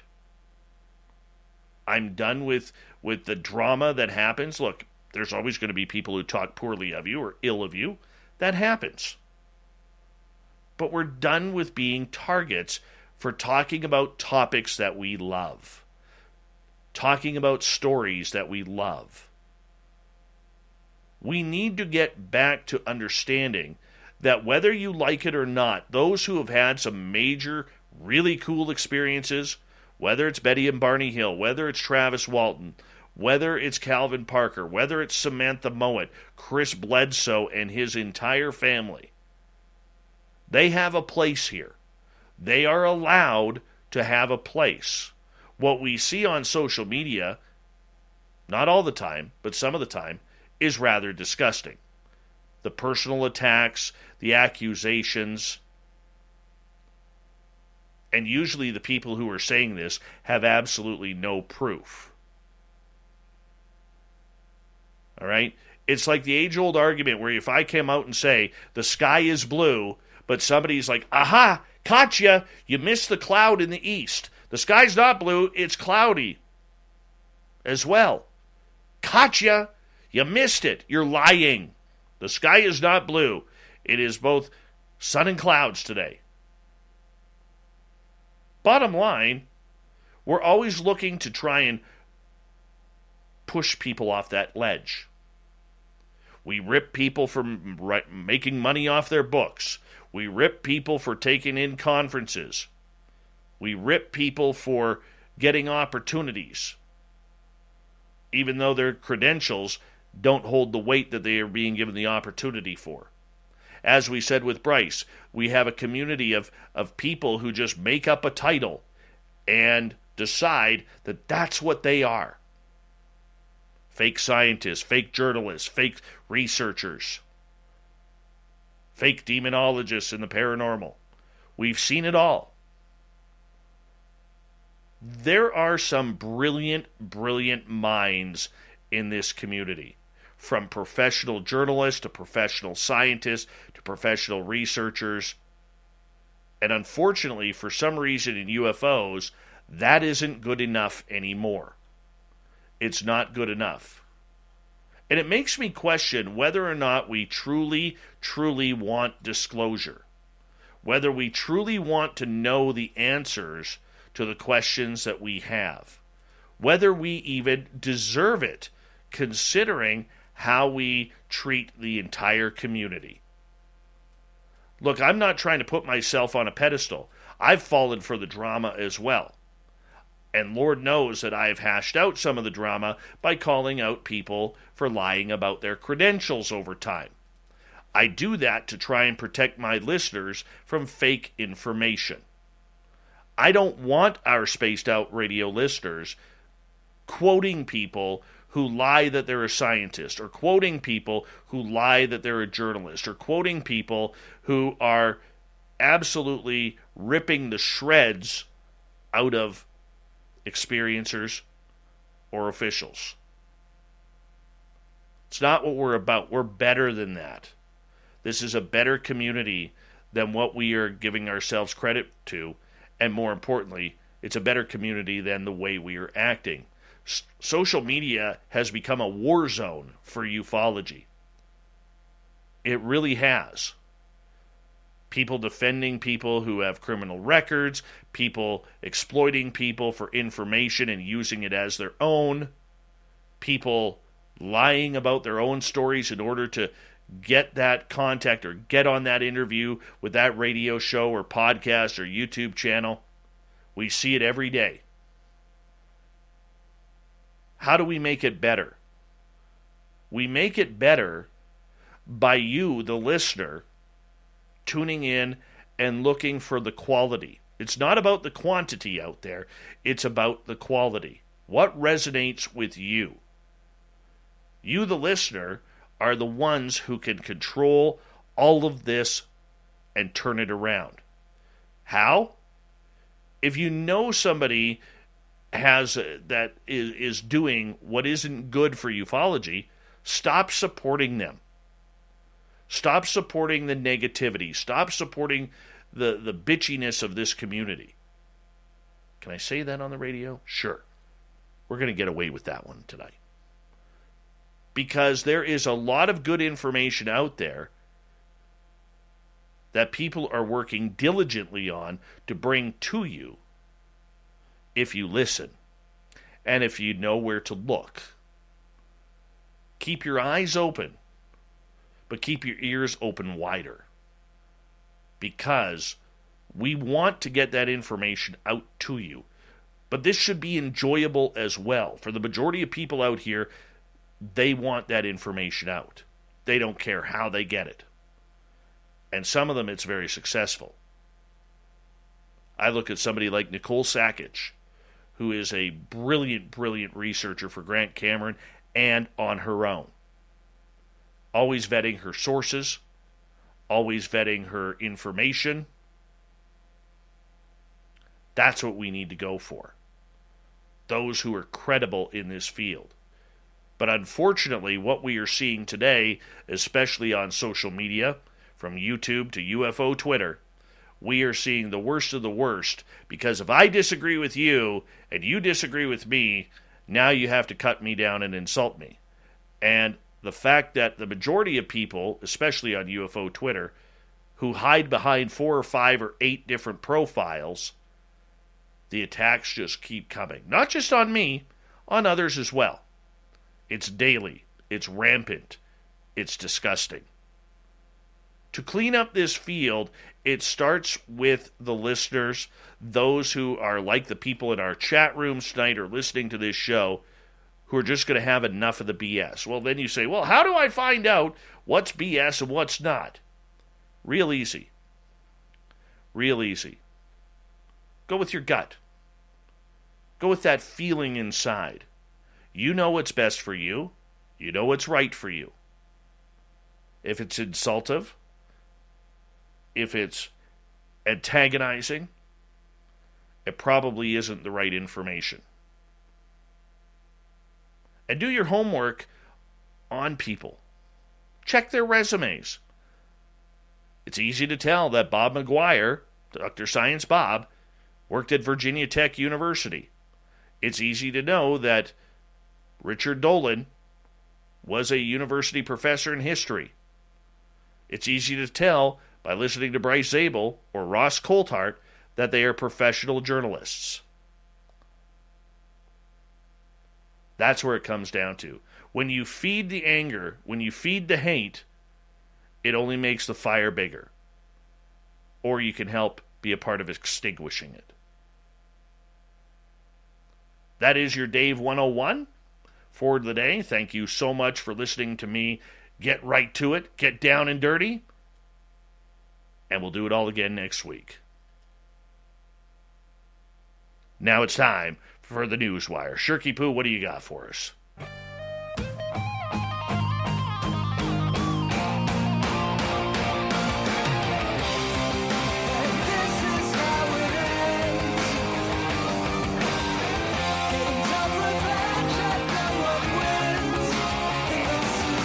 The news is always changing, which is why we bring you the SOR Newswire at the back end of every show. We're getting sometimes something really awesome, like this one. If you're a Spider-Man fan, how would you like to own issue number 1?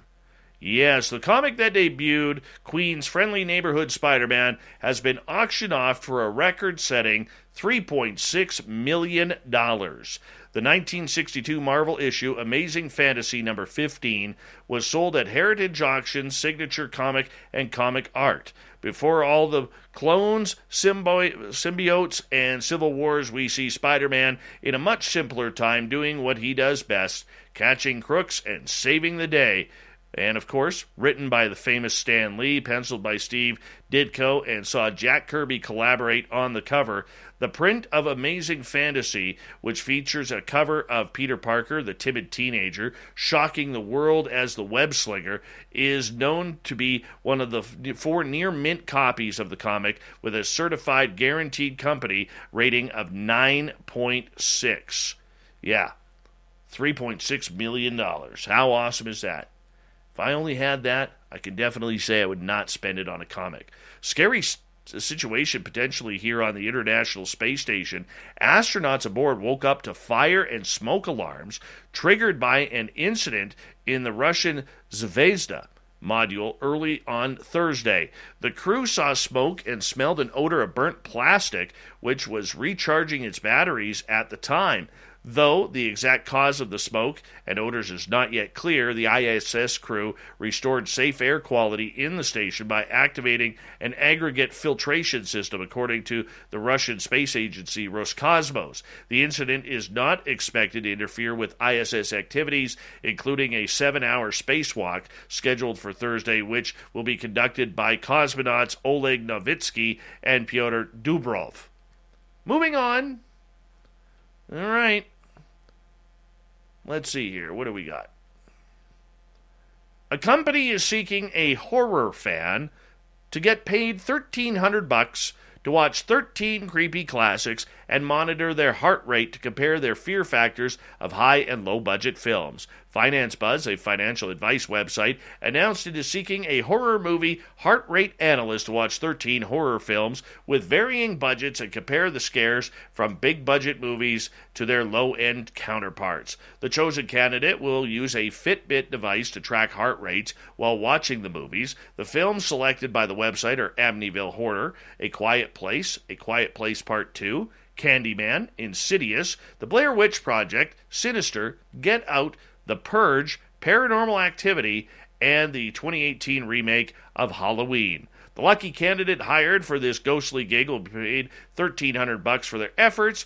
We'll also provide a Fitbit to wear during the movie marathon and a $50 gift card to cover the cost of movie rentals. Applications are being accepted through September 26th. And finally tonight, interesting one here, a Florida sheriff's deputy who is also a beekeeper came to the rescue when a fallen tree fell on a Florida home, causing hundreds of bees to swarm. The Volusia County Sheriff's Office said that a large tree fell on a home in DeLand, causing the hundreds of Italian honeybees that is, living in the tree to swarm the house. This stepped into Deputy David Wiggins' household, whose family has been involved in beekeeping since World War II. He was summoned to the scene to collect the swarming insects. He was stung about 10 times in the situation, but the bees, nonetheless, are all safe and sound.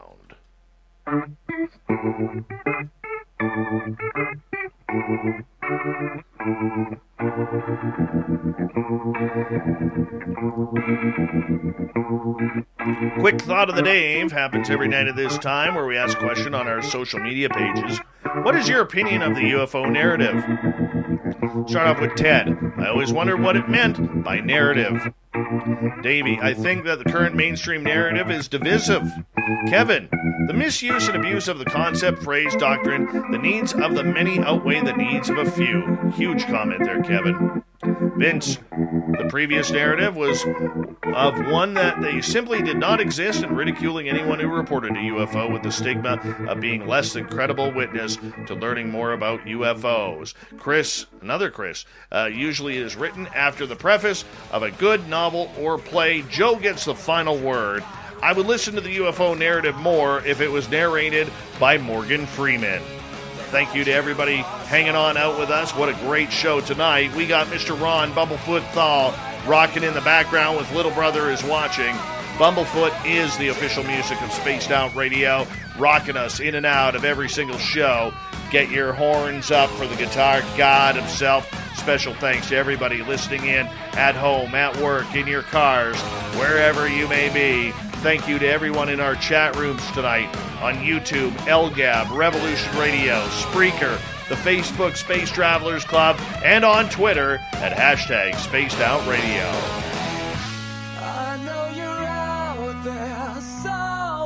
Remember, this show is copyright by Spaced Out Radio and SOR Media Ventures Limited. Thank you so much for choosing to share your evening with us, because together, my friends, make a mistake, we're watching. We own the night. Mr. Bumblefoot, we need a favor. We need you to take us home.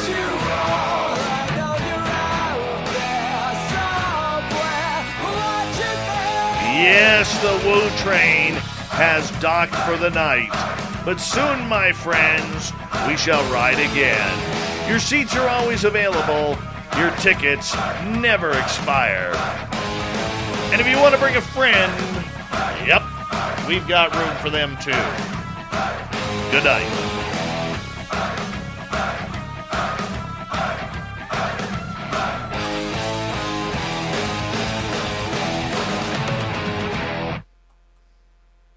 With MailChimp, you get a whole lot more than a URL. You get an all-in-one marketing platform to help drive sales. That means you can connect your data to make more informed, smarter decisions. And you get powerful automation tools like our Customer Journey Builder to ensure you never miss an opportunity to turn shoppers into loyal customers.